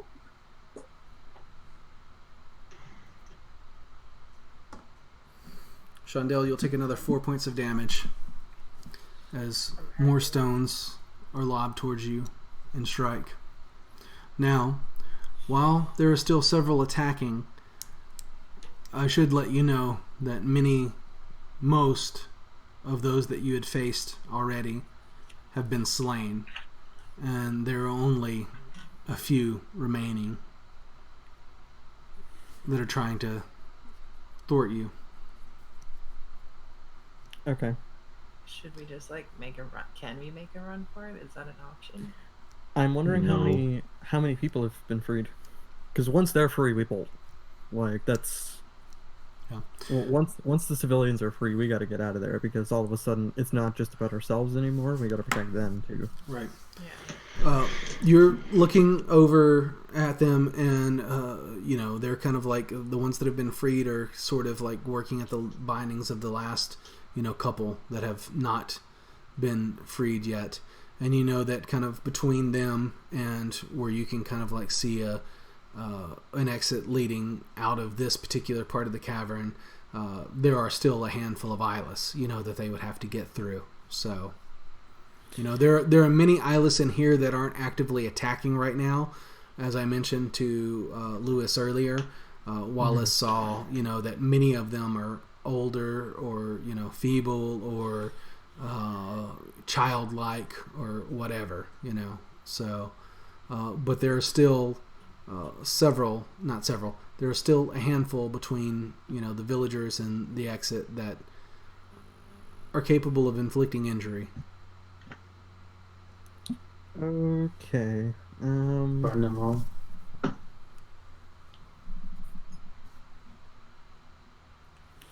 So I'm 30 feet from Wallace.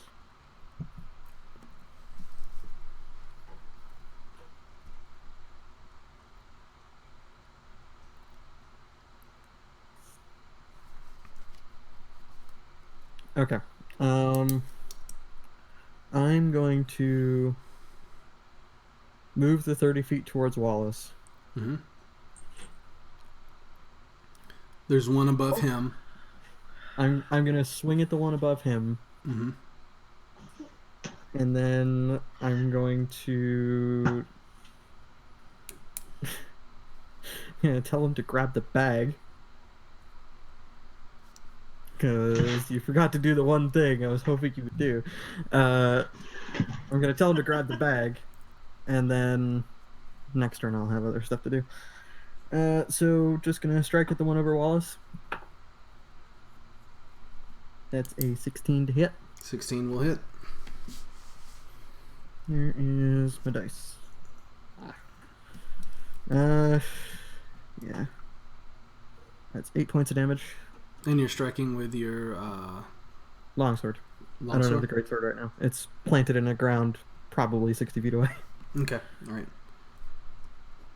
I'll have to go grab that before we make our final run. All right, so you rush up, run the 30 feet towards Wallace, screaming, grab the bag, and then you just, let loose with your long sword and decapitate it as it, falls to the ground. Now. Yeah, that's it. That's it for me. Gonna take us to Junie. Okay. So how many is left around me, or in that I can? So there appear to be about 6 warriors left. 6. Within roughly a 60-foot distance. That's what they were. They're now about 30 feet from you. So. 30. Okay. And you know that they're closing in on you. Yeah. Okay. So I'm gonna use my longsword and slash at them or at one. All right. So you just close that 30 feet and attack them. Okay. Yes. All right. What you got? It's a 15. 15 will strike. Give me damage. Good.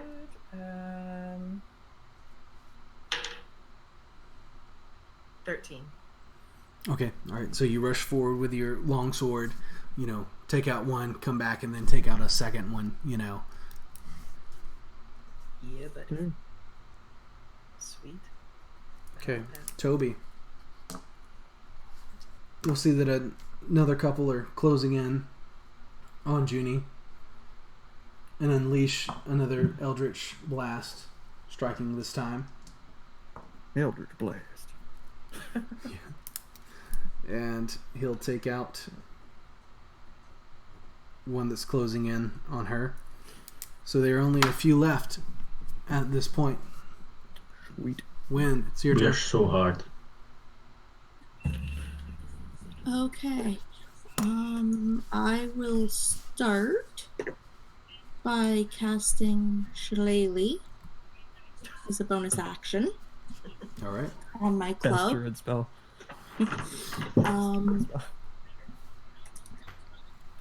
And close the distance between myself and the eyeless that are in the way of what appears to be an exit. Okay. All right. Better be an exit.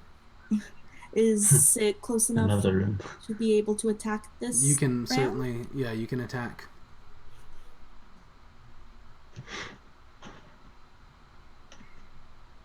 Okay, that would be a 19 to hit. All right, 19 strikes. Give me damage.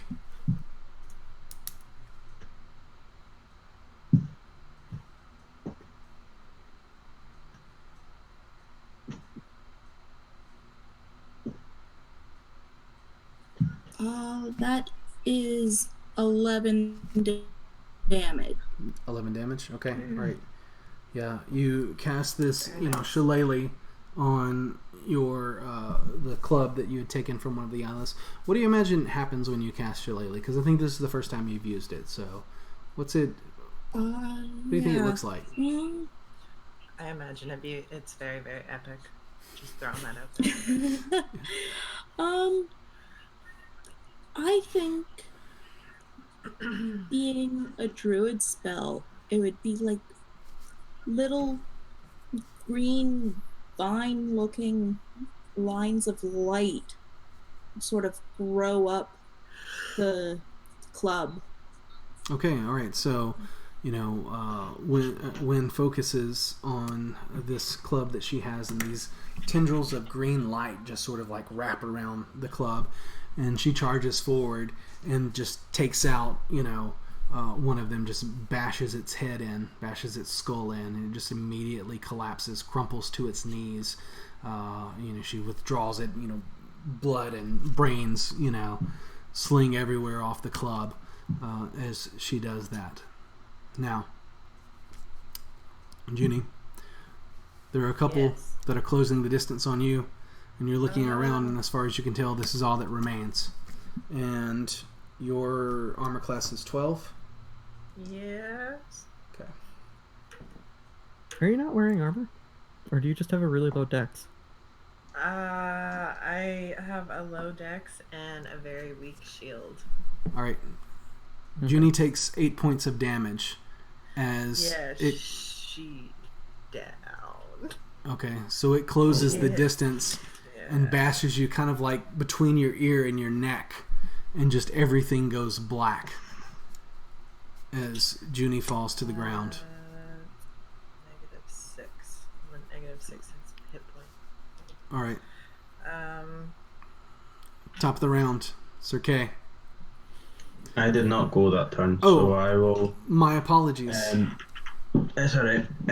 I'm going to run over to the... How many are surrounding Ginny? There's a couple. One kind of like bashed her like right here. She fell down, and the other one's kind of like it was with you. Got a stone above its head, about to brain her. I'm just going to run over and see if I can like tackle them both. Okay. All right. Give me an athletics. Quarterback style? Yeah. Natural 20, mate. All right. So they're kind of above her, and you just kind of like run, and you just, wrap both of them up, like a huge linebacker, and just, I'm going to do the haka before I do it. I'm going to be like, and I'm just... All right. So you do a little, whatever. Yeah, and then you just kind of like wrap both of them up and just kind of like plant them onto the ground. That happens. You don't kill them, but you definitely get them off of Junie. Now that takes us up to the top of the round in Sir Kay.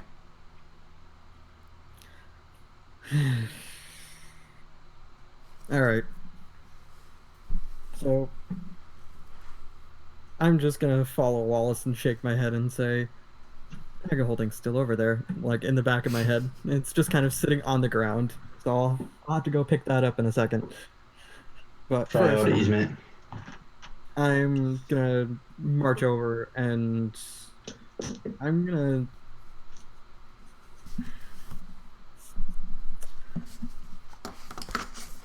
Yeah, I'm gonna wake Junie up. Okay. Yes. All right. Give me I a got 2 medicine points. check. Huh? Oh, I Oh. have 2 points of lay on hands left. Oh, okay. All right then. Oh, okay. I'm gonna bring her right back up with 1 hit point. Okay. So that's my action. I have 1 hit point left. Yep. You have 1 hit I've point. 4. That's why I kept 2. I knew we'd need them. And I mean, yeah, I'm gonna post myself up so that hopefully they come at me rather than Wallace or Junie when those other 2 stand back up. Okay. All right. That's all I can Go do. for the bag. Junie, you're back up with 1 hit point. Yeah. Okay. You're kind of like. I have second wind, so I can regain some hit points. Okay. It's a bonus action, so I'm gonna do that, and then I'm actually gonna use my action. So it's a D10, which is right here. So that's 12. Nice. Damn. Okay. All right. I'm back up to where I started. So you kind of like everything went black for a bit, and then you just kind of like wake up, gasp, and then like Sir Kay's standing near you, and he's kind of like he's touching your shoulder with a hand, and just kind of immediately you're like this is do or die situation. You just draw upon this store of life and energy that you have within you, and you just kind of like take this surge, and you just, you regain a good bit of your composure. You are currently prone, so it's going to take about half your movement to get up. But within only about 5 feet from you, you see Wallace on the ground with the two eyeless that were above you, and those are the only 2 remaining eyeless right now. So, Okay. You said 2 about 5 feet? He's within 5 feet of you. Okay. So you could definitely make it over there, or Yeah. whatever. Yeah, I think I'm gonna go at them with my long sword. Okay. Advantage. So that's sorry. You get advantage because they're prone. Oh, okay. Yeah, so you can roll again and take the higher number.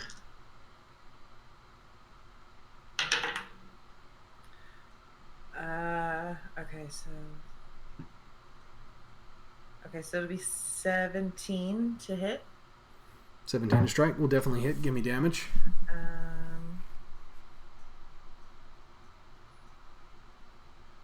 Okay. 8.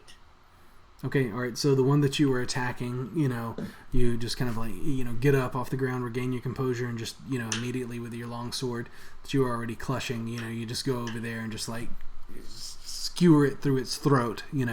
It gurgles, chokes on its own blood. It's a glorious scene. Absolutely glorious. That takes us to Toby, who is kind of much closer to the area right now, but also just attempts another Eldritch Blast at the one that's on the ground, but does not strike. That'll take us to Win. His Force Blast just kind of like kicks up a bunch of dust and debris and kind of showers the area in it. Okay, so there's the 1 remaining. There's the 1 remaining. Natural 20. Natural 20. All right. Don't even worry about rolling damage. Just tell me how you dispatch this remaining warrior of the Eyeless. It's prone, correct? It is prone. All right. Its head is smashed against the floor. Beautiful. Right. When just curb stops the thing. Yeah.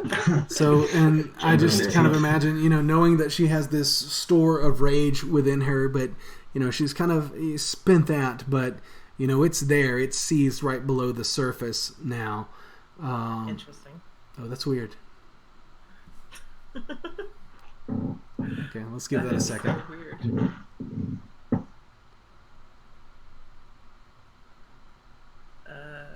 Okay, there we go. Okay. Sorry about that. I disconnected for a second. Not only you, Wynn got kicked off as well, so that was weird. Yeah. Or Jess got kicked off as well, so that was weird. So I was saying, knowing that Wynn has this store of rage within her that she's kind of spent, but also knowing that it's just kind of like there beneath the surface. I imagine she rushes over. There's only this one warrior of the Eyeless left. She just raises this club that she's, enchanted with these green tendrils of energy and just kind of like bashes its skull and doesn't stop and just continues. There's this adrenaline built up and just gore and ichor just like being slung, all over your face, Wallace, and Junie, who's also there as well. And, she's just kind of like breathing very heavily and looking around, at the area around her. And again, there are other eyeless within here, but none of them dare make a movement towards you. And I think this would be a great place to take a quick break. Definitely. All right, so let's take about a 5-minute break. Okay, perfect. Alrighty. Before our break, we left off with you in the cavern fighting for your lives. And essentially what had happened right before break was Junie had been taken down by a couple of the remaining eyeless, and Wallace immediately just kind of, ran towards the two, one about to brain her as she lie motionless on the ground, and he just like wrapped them both up within his arms and just kind of like threw them both to the ground. And then after that, Sir Kay ran towards Junie and laid his hands upon her, healing her, bringing her back to consciousness, and immediately she draws upon this internal store of energy and hope and whatever it is that she might be thriving on at this point, and just kind of leaps to her feet, goes over to one of the remaining eyeless, skewers it in the throat as it lays upon the ground. It dies, gurgles, chokes on its own blood. Then Wynn rushes over, lifts her club, that again is just kind of like this club with bones sticking out of it, but she's enchanted it so that it's wrapped up in this tendrils of kind of like green magical energy. And then the one remaining eyeless warrior, she just clubs it, bashes in its skull, and keeps bashing. And that's where we pick up, with you all standing around, just kind of like this labored breathing from kind of what's been going on, as you just kind of like calm down, look around you, and see that about 6 of the villagers have survived and managed to be free of their bindings. Be free, little villagers. And you're looking around, and you see that there are still several eyeless within here, but none of them dare approach you, and they're not howling or whooping or shouting or anything like that. They are all just kind of like, slunking away towards the edges of the walls, the recesses of the caverns, in pockets of darkness where they can find it, very much seem to fear you, seeing what you just survived and what you just did. And the villagers are all there looking towards you. You can tell panic is on their faces. And none of them say anything but just look at you imploringly. I'm basically gonna say, right, I've got the bag, I've got my greatsword. Wallace, Wynn, and Toby, See if you can do something to destroy the blood pool with your spells. I don't think my greatsword will cut it, or Junie's bow. I'll have a look. So I'm just gonna go sweep the stuff up, and hopefully we can nuke the blood pool and make sure they don't create any more of themselves. Can I make a Arcana or an investigation check on this to kind of try and discern what it is? I mean, you're not exactly sure what it is, and I'm going to tell you it wouldn't be helpful to you because this is a foreign concept to you, but going along with what he was saying, if you had any kind of like desecrate or, any kind of spell that would do something like that, or, I mean, for that matter, consecrate. I'm not really sure. If you had some kind of spell along those lines, you think that you might be able to disrupt anything if it were to be, magical in nature or what have you. I'm going to go up to one of the older Eyeless and I'm going to be like, can you understand me? Can you speak? Do you know what this is? All right, so as you approach, I mean, you can tell it's, not that its eyes widen in fear or anything like that, but it, it gets as far away from you as it can, and, it kind of whimpers and trembles at your presence and doesn't respond to you. Right. Okay. I'm going to grab one of them and drag it over to the pool with me, and I'm going to dunk its head in and see what happens. Okay. All right. You drag it over. You dunk its head in to the pool, and it... Nothing like extremely atrocious happens. I mean, as you get over there and you plant it into the pool, I mean, you can tell this is very much blood. It's not just you might have surmised that already, but it's certainly a pool of blood. And then as you're over here, kind of like I mentioned to you earlier, around this blood pool, or this pool of blood, within these kind of like bones that are emerging from the floor of the cavern. You see the maggots are there, and it's kind of like that mass that had sort of like dropped on you. And as you like plant this one within here, you can tell that what should be this larva or whatever is a lot more aggressive than just like fly larvae or whatever, and it begins kind of like covering the body of the eyeless that you've planted the face in there. And then as you're kind of like holding it there within the pool of blood, they begin kind of like crawling up your arms as well, Yeah, I'm just gonna like lift her head and be like, You're cutting out, Wallace. You completely cut out. I'm gonna pull the head back up and just be like, I'm terribly sorry about that, and just kind of like toss it away to the side and look to everyone else and just say, well, that didn't work. All right. Well, you do that. And just real quick, break it, don't test it. GFM Whispers has joined us, and we appreciate you coming in. Sorry you missed the start. You kind of missed some good action going on there. We've kind of wound that down a bit, and we find our adventurers in this bone cavern. Now, so you did that. It didn't do anything magical or spectacular, but there was the larvae that attempted to crawl on you. Definitely crawled all over the eyeless that you had planted into the pool. You take it out. Sorry about that. Toss it to the side, and it's much weaker than the kind of like what you assume to be kind of like the warrior class of this creature, whatever this is, this misshapen form of humanity. So you toss it to the side, and it falls to the ground.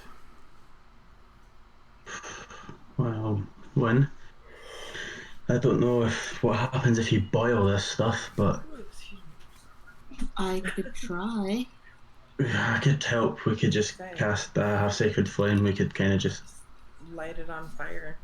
Make this place a jacuzzi. I don't know. Can you light blood on fire? I just want to like heat it up, not so much like set it on fire, but just like heat it up Boil with the Heat it up. flames. You'll Boil coagulate it. Make Yeah. the blood boil. Yeah. Yeah.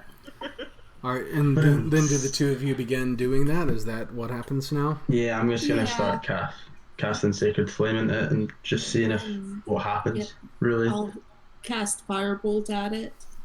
Okay. All right. So both of you, you're kind of lighting it up with this kind of celestial flame and your firebolt, and yes, very much, Chandel. The blood begins boiling, and Eric, it coagulates, and it smells. It already smelled horrendous. There was this kind of like sickly metallic smell from the pool of blood, and searing it with this sacred flame and firebolt doesn't help the smell at all whatsoever. And yes, it begins boiling, and this kind of like the maggots that are kind of like surrounding this pool of blood, I mean, they will begin to burn as well.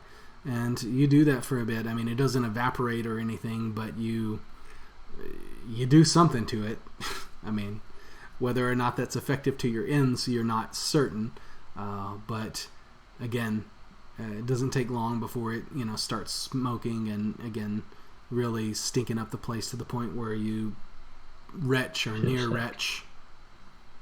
I'm gonna like walk over. I've got the bag of holding again. I've got the greatsword, and I'm just gonna say, that smells horrible. And also, I mean, as you do that, and sorry to interrupt you, Eric, but the people, the villagers that and Junie, I'm going to tell you, you may not, you don't recognize all of them, but you had surmised that these might be villagers, that had been captured by the Eyeless and brought here, and you definitely recognize a few of them. Kind of like a couple of shopkeepers are here that from Mournton, and they're all just standing around, kind of horrified. I mean, on the one hand, they're grateful at being saved, but the smell, the sight, it's mad, to them, and why you haven't left yet, so I'm gonna look up to one of them, and to one of them that I recognize, and I'm gonna be like, how did you get brought here? What's happening? Like, how long have you been here? Okay, so you're not from Mournton, but you did travel about the city before everything went completely sideways.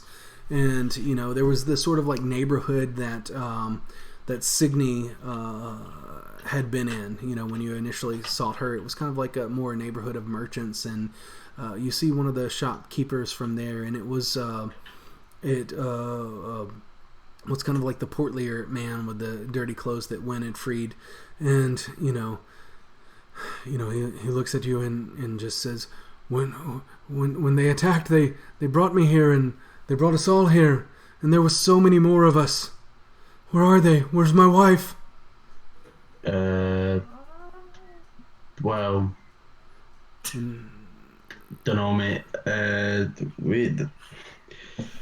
Maybe up the stairs, but I don't know what's going on up there, to be honest with you. Right now, they took her out of her screaming earlier, and where Wallace, he was kind of like, holding back tears, he just kind of completely breaks down and begins weeping as he looks at your faces and your reactions.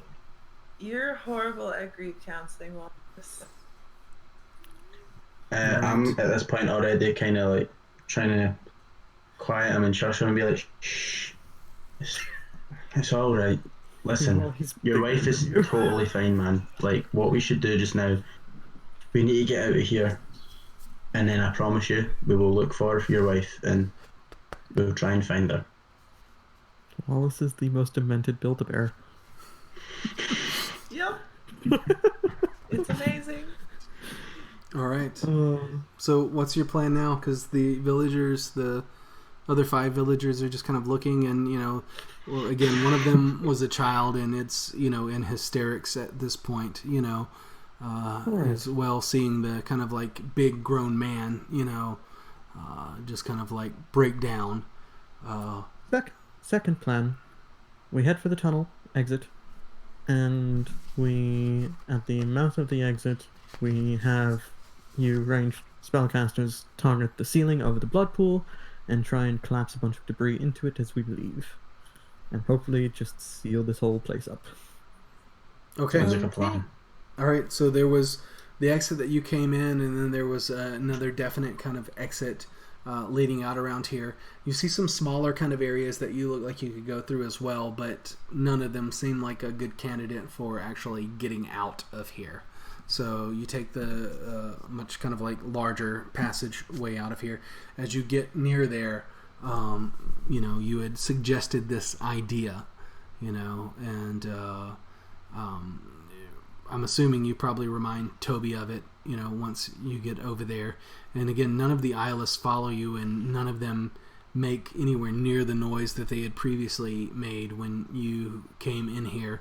And Toby unleashes an eldritch blast at the ceiling over it, and this eldritch kind of force leaps forth from his hands and smashes into these stalactites above the blood pool, sending several of them down, crashing within the pool and around the bones and area of maggots.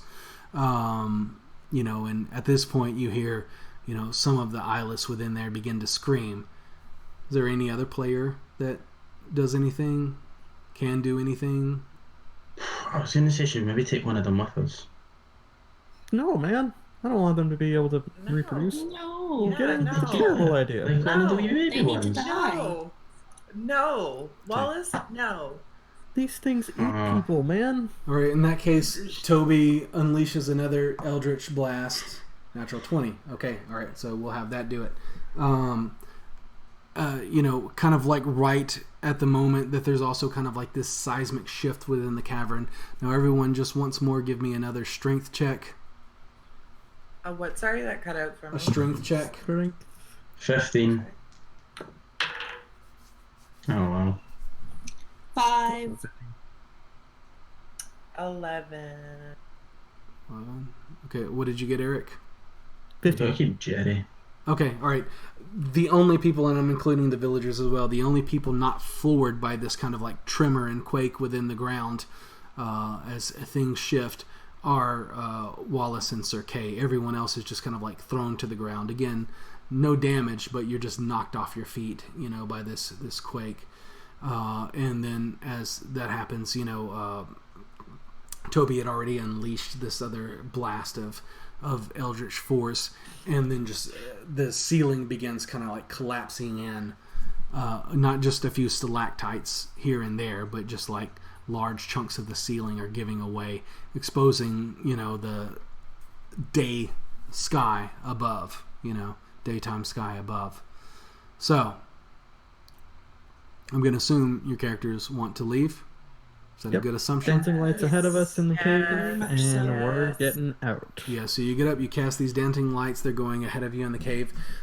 This particular cave will like twist on for approximately 75, 80 feet, something like that. It would be dark otherwise. Then it will come into a smaller kind of like 15 by 15 foot area, and there is kind of like a way to your left that goes on into the darkness, and then to your right about 20 feet down a tunnel you see daylight. Freedom! Exit this cave, collapse this one behind us, and then we leave. Okay, all right, so you head towards the daylight and then just unleash Before more. we do that, what happened up the stairs? Like, is there not more of them up the stairs? We should probably be a bit careful that we don't want to run out of here, given all the noise we've been creating. I mean, they might be waiting for us out here. That's a fair point. What was your wife's name again? And I'm going to look to the guy. Sandir. Or he doesn't speak Sandir. like that. Sandir. Was there a Sondir up the stairs? Did we meet? No? No. Okay, well, then there's a good chance, because we've not come across a Sondir, that she'll be. We all need to be alive to get to Sondir, and we're not going to be alive if we run out there into a trap. I don't think we should collapse this part of the cave. because I think we should be quiet going out of here. We've got people that we need to look after as well. That's a good point. My thoughts behind collapsing this cave were the other branching left-hand path might lead to another nest. Right. Let's take about a 30-second break. I still can't breathe whiskey, so if you'll hold on for just a second. My apologies. Are we good on audio and everything? Hold on. I think we're fine. Yeah, we're good. We're good. Okay. All right. So the best I can tell from what we've previously said, you're going to leave the cave, but you're going to try to do so as quietly as possible. And instead of collapsing the cave, you're going to leave that open in case you have to run back inside for whatever reason. Did I understand that? Maybe. To be what's going on? Once we know it's safe, we can revisit the collapsing plan. Okay. All right. So, you exit the cave into the daylight. And you're kind of like elevated off of the ground a bit. You're kind of like in this hill. One of the hills that you've seen within the forest before. And you can tell that there's a route leading down the side of the hill, to the ground below. And as you're kind of like quietly leading everyone out and looking around, number one, the first thing that you notice, as I've mentioned in the cave, if you haven't pieced together yet, it is daylight outside, as opposed to the bizarre alien strange sky that you had, inexplicably crossed into when you were around the tower. You are in the daylight now, which is the world as it seems like it should be, right? So there's that. So you emerge on this side of this hill, and you can tell that they're kind of like, this trail that kind of like winds down the side of the hill that will, kind of put you on level footing with the ground. You are still very much in the forest, though, as I've mentioned previously, in this area of the woods, it's not as thick as you've seen it elsewhere. All right. So, what's your plan now? Huh? No sign of that lady. Can't remember her name. No. And, I'm sure you know this already, but you can probably intuit and surmise that she's probably one of the charred corpses. I know, but the old man doesn't know that. I'm sparing his feelings. Yeah, of course. So much false hope. So much false hope. Well, she's not here, so we're gonna have to keep going to maybe find her. Hope. Can we see the remains of the tower and the collapsed cave? Are we elevated enough to see that stuff? It's not ahead of you. You think, kind of like from the way you traveled within the cave system and the kind of like underground crypts, that it would probably be behind you on the other side of the hill. Okay, I'm just gonna circle around quietly just to see the debris and see, just try and survey the general area, because I'm wondering if all those eyelets that were surrounding the tower are still there, or if they've just scattered and disappeared. Okay. Are you the best one to be going? Absolutely not. This?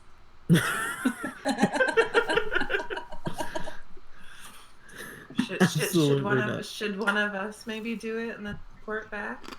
I have +2 to my dex. That would be a good idea. Wallace, you're still hurt, right?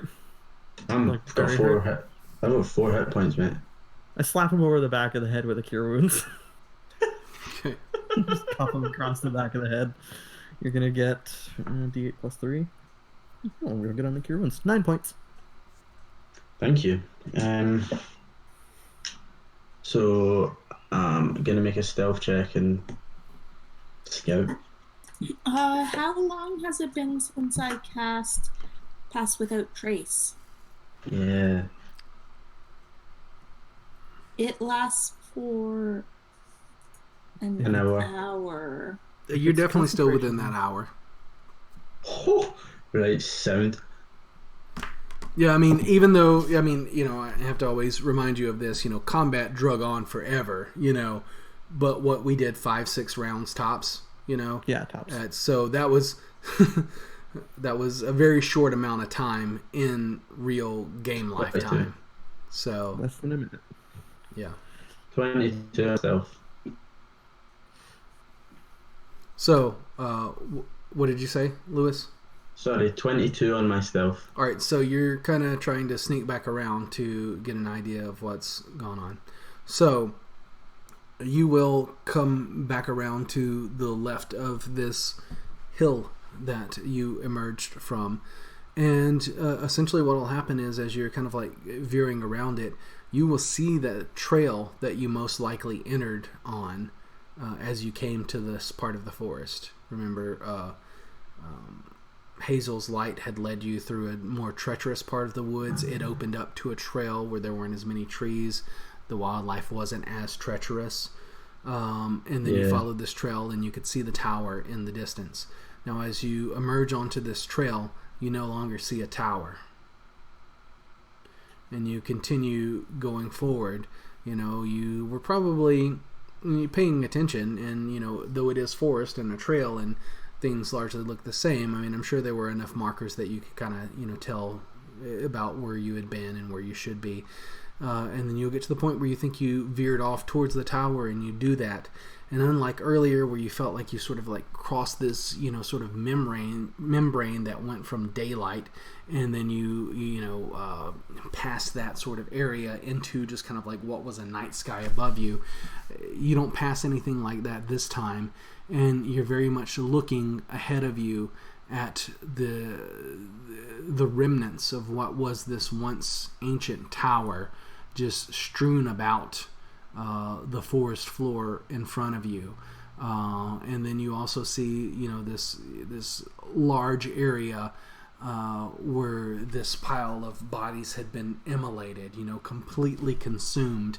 And then all about the forest, you see score upon score of eyeless lying dead on the ground.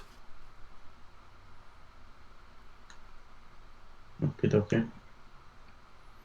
And beyond Cool. that, you see nothing.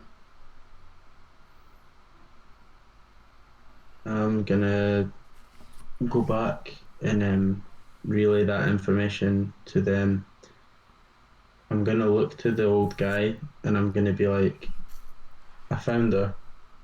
She told me to tell you that you have to go on. And you have to go on, man. You gotta do it for her and for yourself. You're gonna be alright. She said she loves you. You're going to have to roll a real high persuasion because as far as he knows, his wife is still alive. That's fine. 6. You earned that 6. You earned that one. All right. Oh, wow. You know, he'll look at you still crying from as he was crying earlier, and, you know, he'll, yell, no, I can't! I have to go get her! I'm gonna slap him and be like, yes, you can. All right. Just make an attack roll. Oh my gosh. Make a what? An attack roll. Okay. What the heck? 14. 14 is definitely enough. So that'll be 1 plus your strength bonus. 1. Okay, all right. So 2 points of damage. I mean, Yeah. you know, attack him, slap him, probably dislocating his jaw, but he I want to have that hard. I just want to kind of not. and he, is already in a heightened mental state and loses it for sure, What? And then Oh god. give me a athletics check. Why would you do that? And I said give me an athletics check. I was trying. Sorry, that cut out for me. I don't know what was said. Give me an athletics check. 17. Okay, all right. He got a natural 18. So he does basically kind of what you did to the 2 earlier, only, he just barrels past you, knocks you off your feet, and runs toward the direction that you just came from, and 30, 40 seconds later, you'll just hear a scream from within the woods. Just this death scream or grief scream, because those are two very different things. A very much kind of soul-wrenching despair and grief. Junie's gonna walk over to Wallace and slap him really hard. Okay. And just backhand him and just be like, why would you do that? Why would I do that? He needs a reason to go on, man. I was doing him a favour. No, you don't slap him. Yeah, I didn't mean to hit him that hard. I just... Ken, he has to... Stop slapping people. You should take your own advice. I think that's the third time today that you've struck me. Well, smarten up.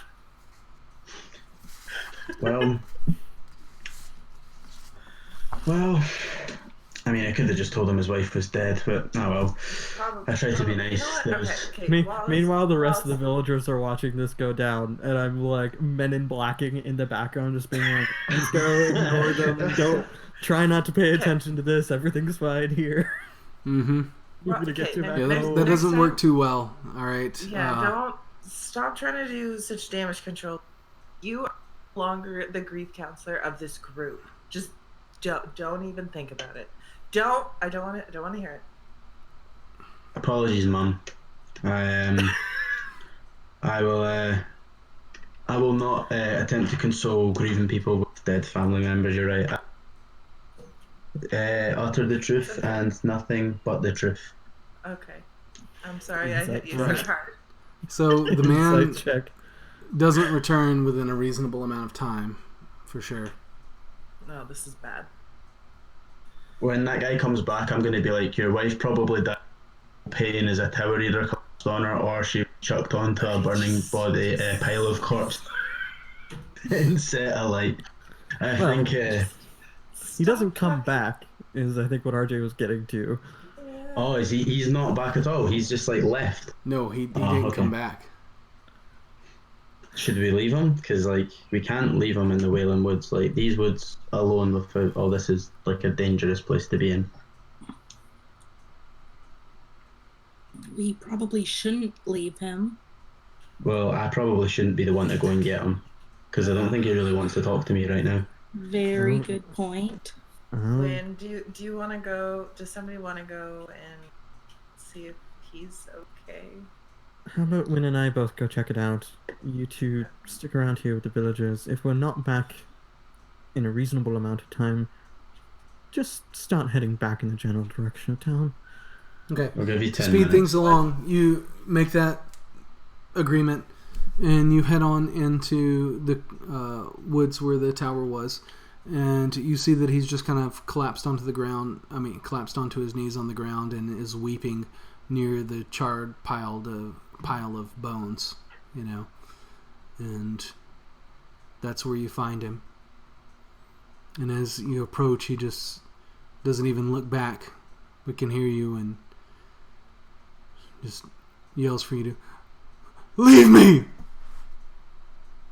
as he's weeping. We can't just leave you here. I have nothing to live for now. My shop is burned and my wife is dead. But you're alive, and that's all you need to rebuild. Now come on. There's people back home who could use your help. Alright, so to kind of abbreviate things, ultimately what you'll have to do is give me a persuasion roll, which would be at disadvantage, but the two of you working together. So you can give me just a straight persuasion roll. I'll roll this one if you don't mind. It's something I'm actually good at. Yeah, like 23. Nice. 23. What was it? 23? Okay. Yeah. All right, so I don't want to spend too much time on this, but essentially, he'll be there, and it'll be much of the same back and forth, and the two of you will kind of like work together to try to console him, but he is largely inconsolable. But you convince him to get up and walk with you in the direction that you're going, but you look at him and you can tell that there's no will there for living. There's no will there for anything. He's just purely going along with you because he has nothing else to do. You said one of the people with us is a kid, right? Yes. I'm assuming their parents are not with us. You don't know, really. If we can find out. If not, if they do not have a parental figure with them, I'm gonna say grief counseling child and like have him kind of look after the kid the whole time we're on our way back. Yeah. Give him something worth looking after. Okay. All right.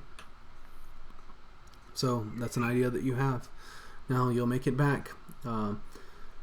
Wynn and Sir Kay will, approach the rest of the party, and the man will be there, and Wallace, he'll, he doesn't even look at you with hatred or malice or anything. You can just tell that, any will that he's had remaining is gone. Any will, any hope, anything like that is just completely left him. Now, I would like to get to a point where we can kind of wrap things up within a reasonable amount of time. So, you know that the woods ahead of you are indeed quite treacherous. All right? And you know that you have with at least a couple of days of travel ahead of you. So essentially what I'm going to do is I'm going to need one of you to sort of take point on trying to lead you out of the woods. Who is that going to be? I can do that. Okay, when it is. Okay. All right. When? For this first day that you're traveling, and it may even be 3 days. I think you've traveled far within here at this point. I didn't realize we were so far in. Yeah, you did, because you traveled a day, and then you traveled another day getting to Hazel, and then you traveled a day beyond Hazel's for sure. So yeah, I think you're 3 days in at this point. And for this first day that you're traveling, again, the woods are very treacherous. Plenty of things that can injure you along the way. No heavily discernible paths or no clearly discernible paths ahead of you. So I need you to give me a survival check, but do it at disadvantage and tell me what you get.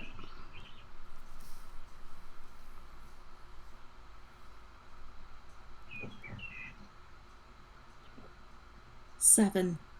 7? Okay. All right.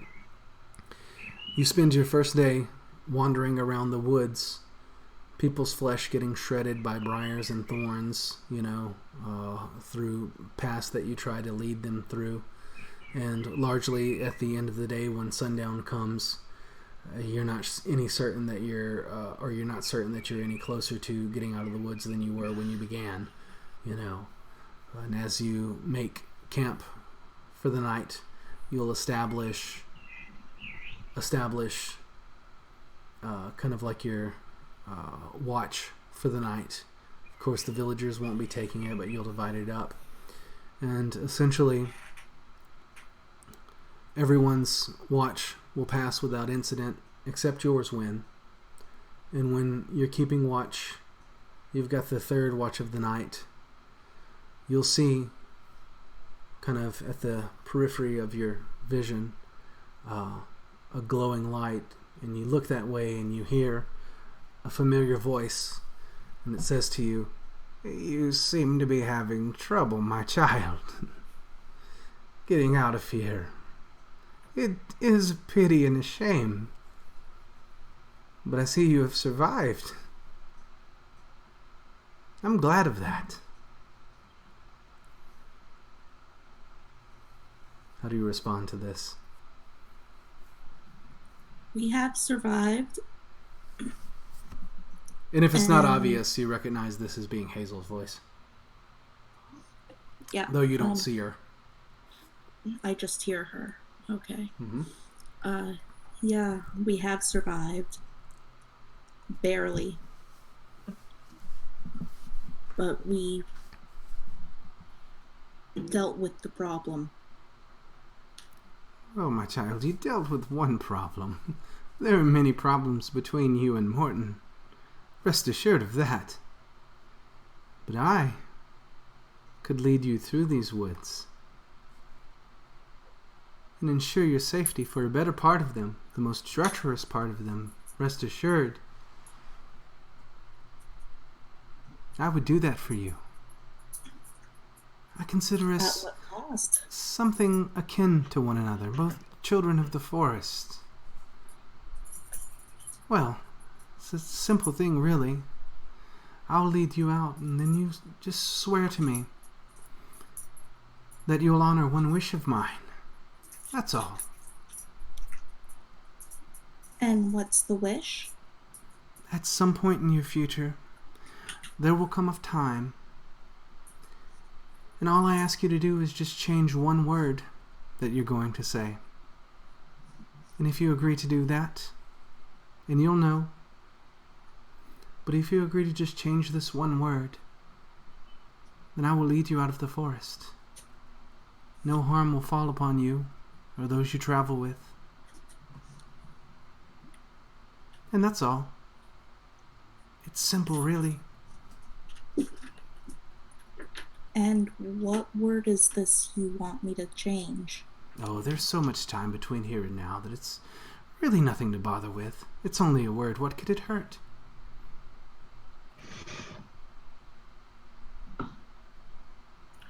That's not sketchy at all.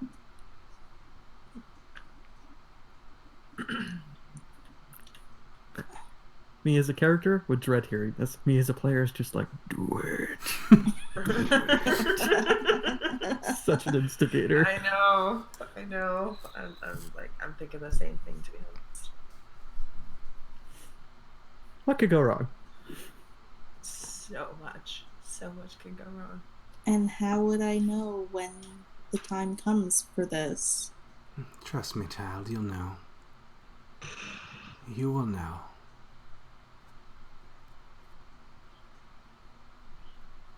One word for all your lives.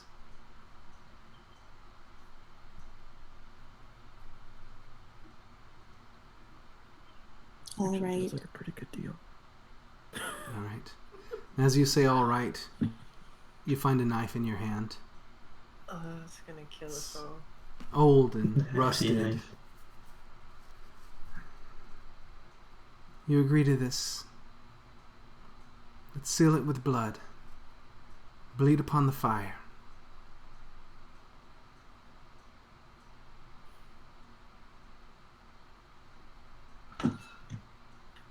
Wynn glances back and forth at the knife and the fire for a few moments before she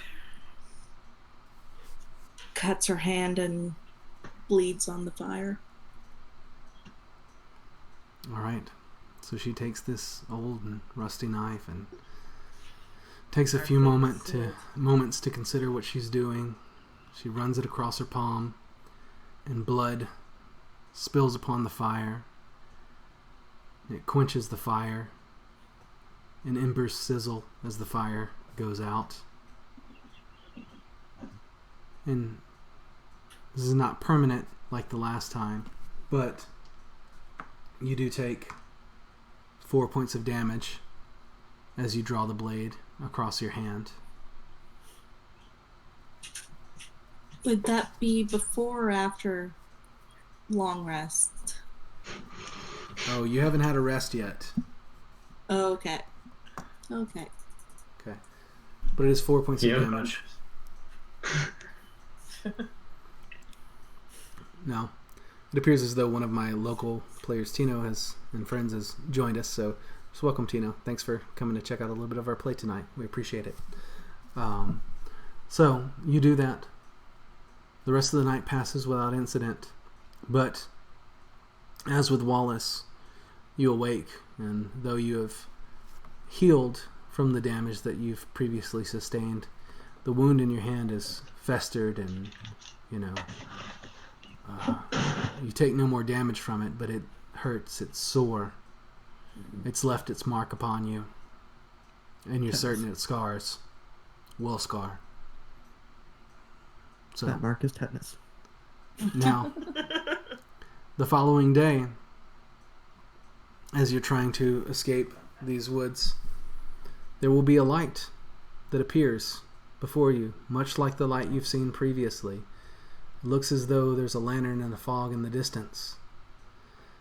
And while others have seen it, it's inexplicable to everyone else except for Wynn. And you know that you should follow that. And you will follow it. You will follow it for a day, make camp. Follow it for a second day and make camp. And then eventually it will lead you out of the most treacherous part of the wood that you've been in to a part of the wood that you're more familiar with, that you've traversed by yourself before. The first part of the woods that you came in, to near the bandit encampment. You'll travel beyond that on familiar trails. You'll make it past the area with the tree that had the face carved into it, with the frozen blood red sap running down it. You'll make it back to the highway that you've been on before, all strewn with debris. And kind of like once you get back to the area near the bandit camp, the light goes away. You know that you can find your way home from here.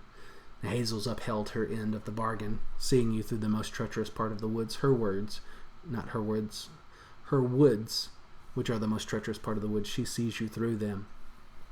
And you know that you have a bargain with her to uphold one day at some point.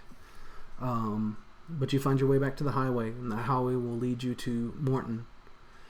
And when you get to Mournton, you will notice several of the buildings have burned. And this you already know, but you didn't take a direct route out. As you come through the city, you see exactly how much carnage there was and how much had burned to the ground, which hadn't been quite visible from Mournton Manor. That being said, the entire village is not razed. There are still several buildings and people can rebuild, but as you come into the village, you will notice that there is a extreme lack of villagers out and about. You don't see any, actually. What you do see is a presence of the village guard, And as you enter the city with your group, the village, as you enter the village with your group, a large contingent of guards, probably about 5, 6, something like that, approaches you and commands you with purpose. Throw down your arms and come with us. We'll go with you, but we're not letting our weapons go. You will let your weapons go. And for that, you'll pass with us unharmed. Bro, we just came out of the woods and we've got lots of people with us. We've been traveling for days. As you're saying this, some of them advance with their halberds. There was kind of like someone who was clearly in command, has not drawn any weapon, but the other 5 guard around him, present halberds and sort of advance in kind of like this half-step military, kind of thing towards you. I just look bored. I look bored. And I just I reach over and I unclip something from the side of my belt and I just toss Lessig's head at their feet. Ooh, and I say, okay. That's the head of the thing that was leading those eyeless. So if you don't mind, we'd like to keep our weapons, please. Because we're hurt. We're tired. We just marched 3 days through the woods. And you might want to show that to the Lady of Mournton. Okay. Just want to go to bed. Give me a persuasion roll. I've made a roll over here. 18. 18. Okay. All right. You toss it at their feet. And, they, a couple of them you can tell, are, taken aback by this. But the one who's a bit more in control, in charge here, looks at it, and you can tell his eyes go wide as well. And, he looks at you, and you will be seeing the Lady of Mournton, and you will lose your weapons before you see her. Best to lose your weapons than your lives.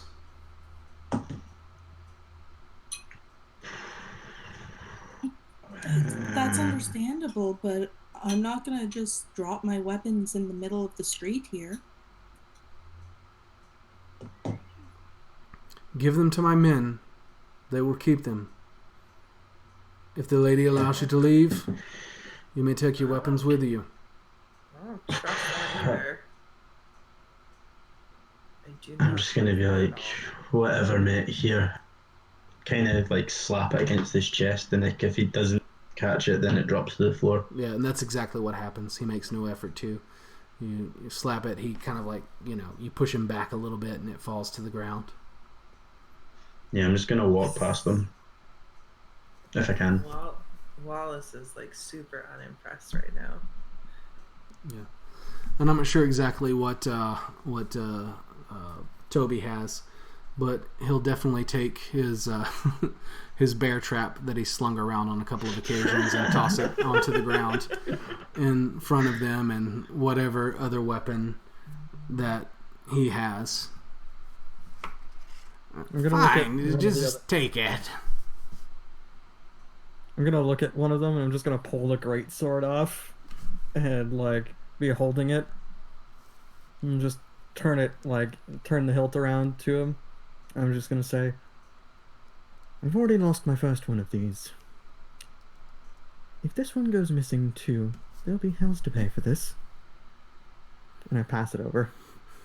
All right.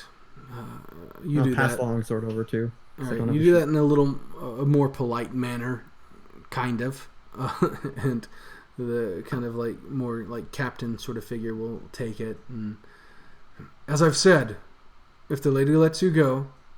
Yes, let's just go already. And I just cut him off and I start walking. All right. I'm so done with this shit. Gwen passes over her scimitar and her club. Yeah, Judy will pass over her longbow, her hand axe, and sword, but she's gonna keep her dagger hidden. All right. So they will lead you through the village of Mournton, and again, you will see the buildings burned. Oh, I pick up Lessic's head. I'm taking that with us. Okay, you do that. Full display. I'm like carrying it upside down by the tentacles, as if they were exploding. You walk through the streets of Mournton like that, and as you threw it down, none of them went for it. In fact, a couple of them stepped back from it, as that happened. But you go on through the village of Mournton, walk through its streets, see buildings burned and what have you. But again, a large portion of the village is still up. You can tell that they can easily rebuild from it. Again, once more, you see no villagers in the streets, only other guardsmen. And they will lead you, past the town square where these three willows are. And they'll lead you on further towards Mournton Manor, where you will come to the palisades around Mournton Manor. They are open, unlike when you left, and there is a contingent of guards out front of them, though. And then as you go on within the palisades around Mournton Manor, you see all the things that you've seen before, different, like blacksmithy stables, things like that, within there. But also within there now, you've seen that there's kind of been a makeshift kind of gallows thrown up. And there are 3 guardsmen hanging from the gallows in armor and everything. For a second, I thought that was set up for us. You see that as you approach Mournton Manor. And the kind of captain of the guard sort of figure will, tell you, wait here. He'll go within the doors of Mournton Manor, be gone for moments, and he'll come back and kind of in an abbreviated sort of way, just sort of kind of make sure that the villagers that are with you are taken elsewhere, but your group, your party is led within the halls of Mournton Manor, and you go in there into this area. Again, Mournton Manor is very nice compared to places that your characters have lived, but also that it is aged as well. It's been here for years upon years, and time has worn down upon it, and it's not been maintained as well as it could be. There are these large oaken doors as you go in, and it leads you into this great hall, where there is a carpet that once again was very nice once upon a time, but has seen better days. And there's a marble floor, there's this staircase ahead of you, but more importantly, as you enter there, you see Lady Deirdre of Mournton, Knight of the Willows, is there with a small contingent of her own personal guard. And this figure that you met in the streets of Mournton leads you within and kind of like bows toward the lady and says, "Milady, I brought them to you." And Lady Deirdre, who's this figure that some of you have only seen on your first night within Mournton, this lady who you had seen in the Leering Star, who had kind of like conducted this ceremony where she kind of pardoned on the day of pardoning Sweetroll, this pathetic kind of goblinoid figure who she had accused of being a thief, and she had again pardoned him, and he found his way to your table and told you the sad story of his friend being captured in the woods, and you had agreed to help him, and that was the event that kind of led you upon the trail that you've traveled over this past, I don't know, I think it's, a little over a week, almost 2 weeks, that you've been traveling together. And it's just sort of like escalated from that moment onward. This is the lady who had pardoned Sweetroll, and she stands before you now. You've never really interacted with her before. Again, she's a large woman, You can tell that she's a warrior. She stands in front of you in plate mail, with a tunic covering her plate mail and these 3 willows emblazoned on it. She has a sword at her side, but she's not really carrying anything else that you can see, and, once more, she's just got kind of like this almost sort of like platinum blondish hair that's shaved on one side and, folded over to the other side. And,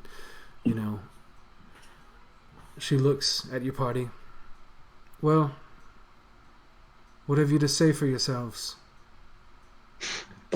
I just toss the head at her feet and I say, "We're not your average rat catchers." Oh, snap. Okay. She looks at that and smirks a little bit.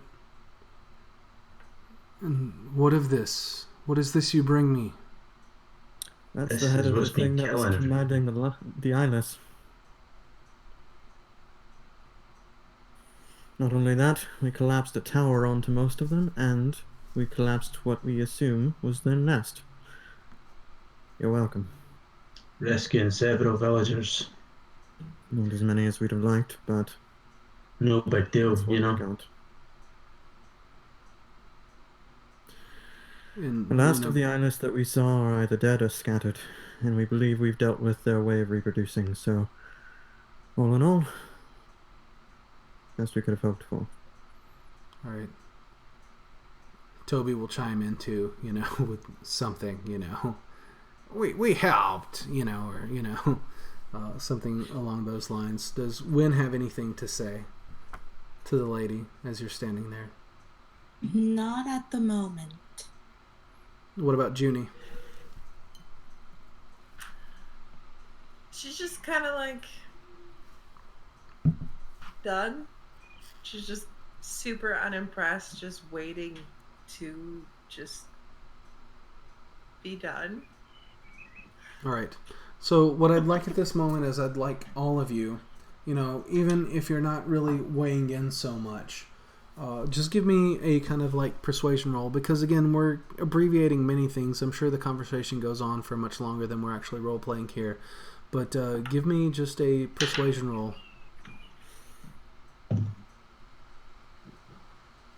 19. 19. 4. 4. 7. 7. 24. Okay. All right. 19 plus 5. All right. So with Sir Kay and Wallace and Toby, the three of you that have been the most vocal, you all make a convincing argument, and Junie and Wynn remain kind of quiet and don't really add much to the conversation.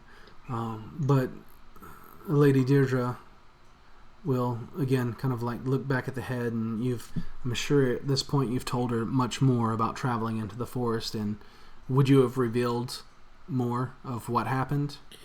I think I would have skated over Hazel, and I think I'd have gone into full detail over what happened at the tower and stuff like that, but I'd have just said we followed certain trails to get to the tower, and would have kind of skated over the Hazel part. Just because I don't think that's necessary for them to know how Sure. we Okay. went about this. All right, so Just- the conversation will last much longer than we've actually role-played here, and you guys will explain some things to her. Toby will chime in, as will Wallace, I'm sure, and the three of you will make a rather compelling argument for how, you should actually be viewed more as, heroes, and, than, and you shouldn't be slighted or, held or reproached for anything else, and you've acted to help the village. And after this kind of like lengthy conversation with her, you can tell that her visage will soften, and she relents. And yes, I have spoken with Emily, and you, Wallace, and when she told me how you helped her, and how you came to her afterwards, and how you tried to warn her. And I suppose you are heroes of Mournton, and I am indebted to you and thankful for what you've done. Now, I am afraid that there's not much I can do for you except provide you with a small token of my appreciation, and let you know that if you wish to serve Mournton, I would welcome you as a member of my guard, any of you. And just think about it. The offer will stand. Thank you for your generous. Okay.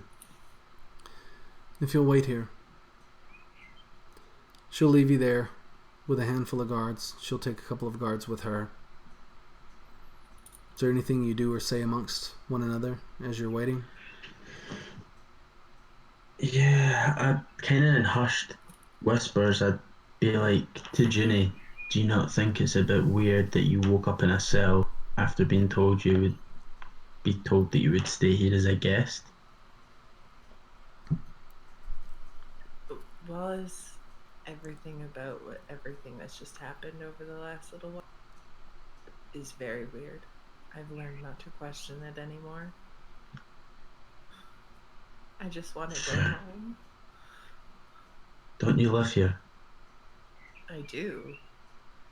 But a series of unfortunate events have kept me from my house. And I As just if it's still there. don't. Please don't. Maybe that guy, he doesn't really have much either. We'll see what the lady has to say about all this. All right. Maybe not the best time to be playing Matchmaker, Wallace. No. You're speaking. And, Wallace, you brought up this thing that had happened several days ago that was indeed unusual, and certainly alarming at the very least if Junie,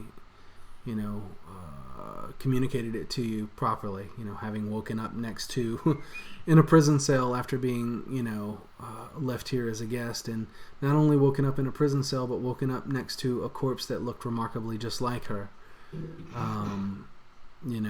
I mean, sort of inexplicable and odd. But she's kind of just said to you, let sleeping dogs lie, I just want to go home. Yep. Is kind of what she said. Now, you're left there for a few minutes, and Lady Emily will return with a couple of her guard, and they're carrying a chest. And she comes. She says to you, you'll have to understand, we have to rebuild. But you have done this town, this village, and myself a great service. And I would see you rewarded. And once again, if you would serve Mournton, you would be welcome. You don't have to answer now. But know that your services would always be welcome here. And she motions towards the guard, and they place a chest in front of you. And it's kind of like this banded wooden chest.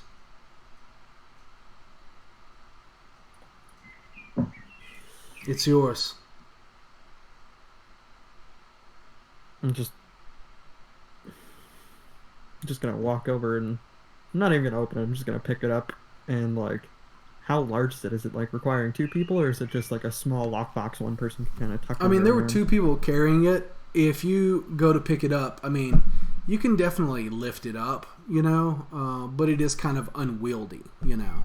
So I'm gonna do that thing people do with like cases of beer or cases of soda, and I'm just gonna like pop it up on one shoulder and just be like, right, thank you. We'll think about your offer, but I think we all just need some sleep and some Right. food. And if you'll forgive the lack of pomp, I have things to attend to. But again, my offer stands. All right, And with Think that, about it. Wallace, get the head off the lady's floor, would you? I'm just gonna and grab. you go towards it, and she will tell you, no, please leave that. Oh. I'd rather burn it if we could. I'd rather know what I'm dealing with, if there are more of these in the woods. I'd like to put it on my wall, but I insist. Leave it, please. of course, I wouldn't even have picked it up if she'd told me to start before then. Sure. Yeah. All right. And she will look at you and kind of like nod and thank you. Thank you all. Junie's gonna give her like this sarcastic bow. Like she's gonna bow in front of her. It's gonna be like the most sarcastic thing you've ever witnessed. And just kind of like spin around on her heel. Figure out who has her weapons and hopefully walk out. Okay. She's like, thanks to Wallace, now she's got this fear in her head that she no longer has a house. Good. I'm gonna kind of be like lagging behind, and I'm gonna take the holy symbol out that I had been lent by Emily. I'm just gonna pop it off my neck, and I'm just gonna pass it back to one of the guards and say, "Do thank your lady for allowing me to borrow one of your personal collection." Oh, did I borrow anything off of them? He'll take it and nod to you, and you know, Wallace says, you know, she expresses her not Wallace, Toby, as she expresses her gratitude, will just be like, you're welcome, and you know, turn around and head towards the direction that Junie's walking after she does her little about face and sarcastic, you know, curtsy or whatever it is she does, you know, in front of the lady. And you all leave Mournton Manor. Now, before we wrap up for the night, how do you think the next few days go within Mournton? Now, Junie, I will let you know this. You leave and you return to find your house still standing. Yes. Oh, thank God. Toby returns to his workshop and finds it standing. Now, again, you know, you all, you know, I'm sure at some point we'll, you know, try to see Toby, but, you know, since Kristen's not here, I'm just going to assume, you know, he's old, he's a little bit crotchety, and, you definitely know that he needs a bit of rest and recuperation from what's going on. So he just kind of like retreats to this sanctum of his workshop, and you don't really see him over the next few days. But the rest of you, the Leering Star burned to the ground, and it was really the only inn in town. So what happens over the next few days? I have a tent. I just set up a tent in the square and I squat. Okay. I've slept in worse places. I'll just sleep at rough.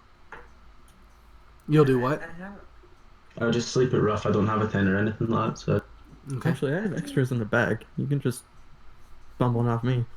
I I have bump a a, tent often. I have a house, you guys. I have some property.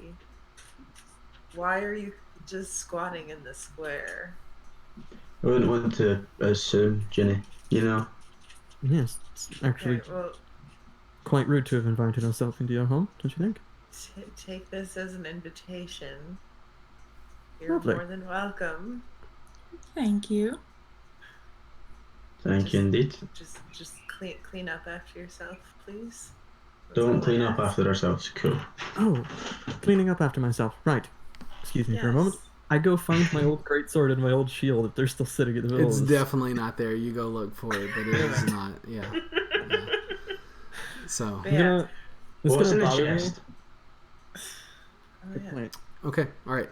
So, I assume, sooner rather than later, your characters would have opened up the chest. Now, within the chest, you would have found 700 copper pieces, 7,000 silver pieces, 2,100 gold pieces, 105 platinum pieces, and then you would have found 10 pieces of amber, like these chunks of amber that have like insects, captured within them and stuff like that.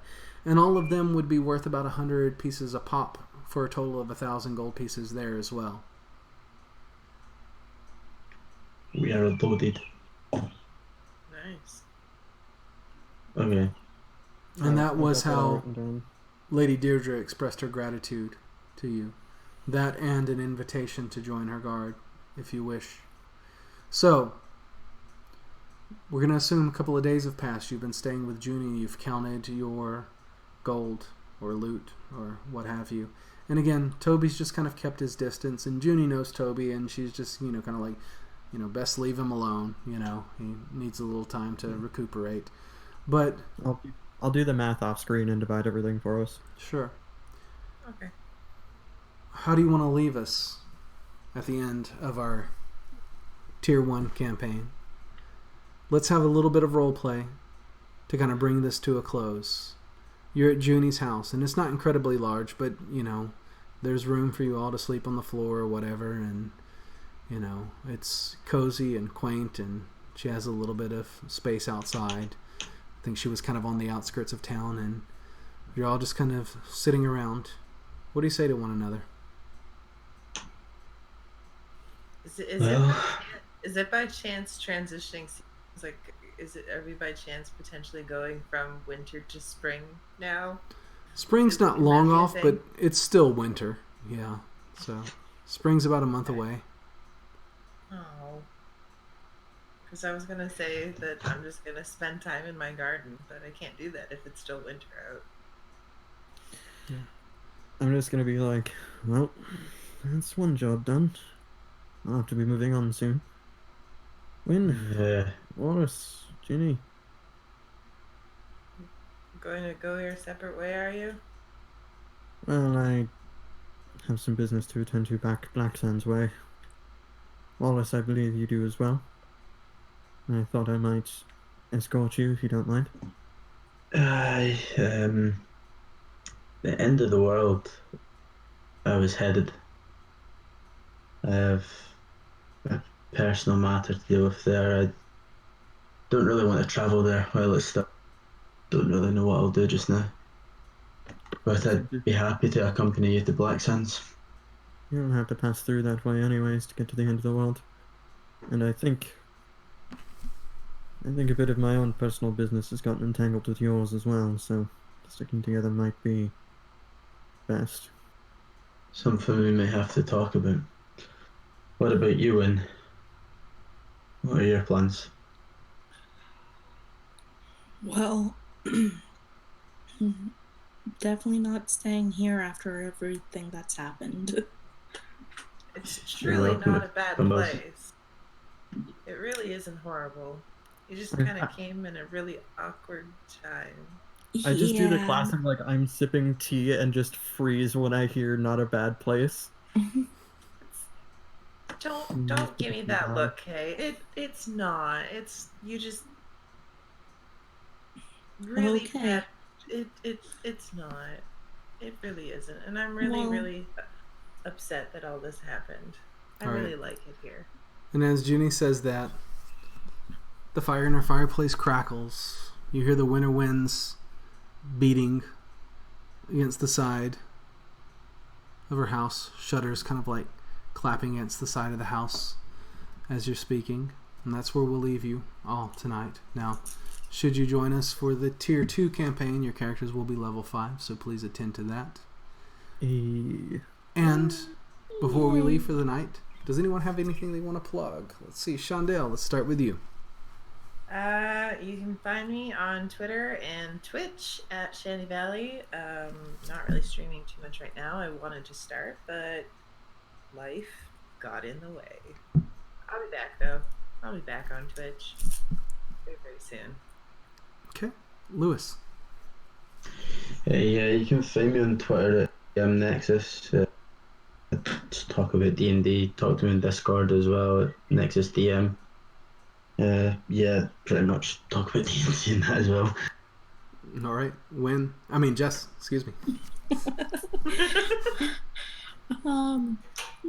Nothing really this week. Just you can find me on Twitter at Rotia1, ROHTIA1, as well as at Palace_Fairy. Okay, Eric. Y'all can find me on Twitter and Discord and many other places at Eldritch Crow. And I'm part of the Dice Nights podcast on Podbean. We just had another episode go up today. So find us podbean.com/Dice Nights. Okay, and I am RJ Cresswell, the Dungeon Master for the Tainted Lands, Mist of Mournton. Now, this has been our Campaign 1, and I think a few of us, if not all of us, will come back for a Campaign 2, probably 1 or 2 weeks from now. I'm not sure yet, but we'll get that figured out.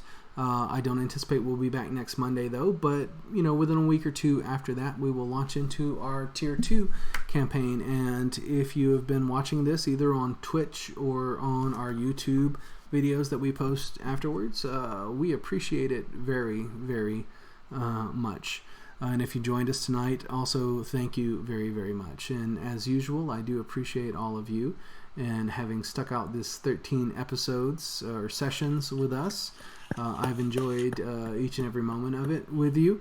And again, we've got Campaign 2 coming up. In addition to that, I will be launching a second Tainted Lands campaign soon, within the next week or two, and trying to do a couple of one-offs as well, one-shots as well. In addition to that, you can find me on Twitter at RJ_Cresswell, and I, like Lewis, talk a lot about D&D on there and do some giveaways. And anyway, you can find me on there if you haven't already. So anyways, thank you very much, all of you. And, Thanks for DMing, RJ. That was awesome. Yeah, man. Yeah, Thank you, that was RJ. fun. That was great. Thank you. Yeah. I So appreciate much it. fun. Appreciate all of you. So All right. let's say good night. Good night, Good all. night. Night. Night. Morning time now. No. Night.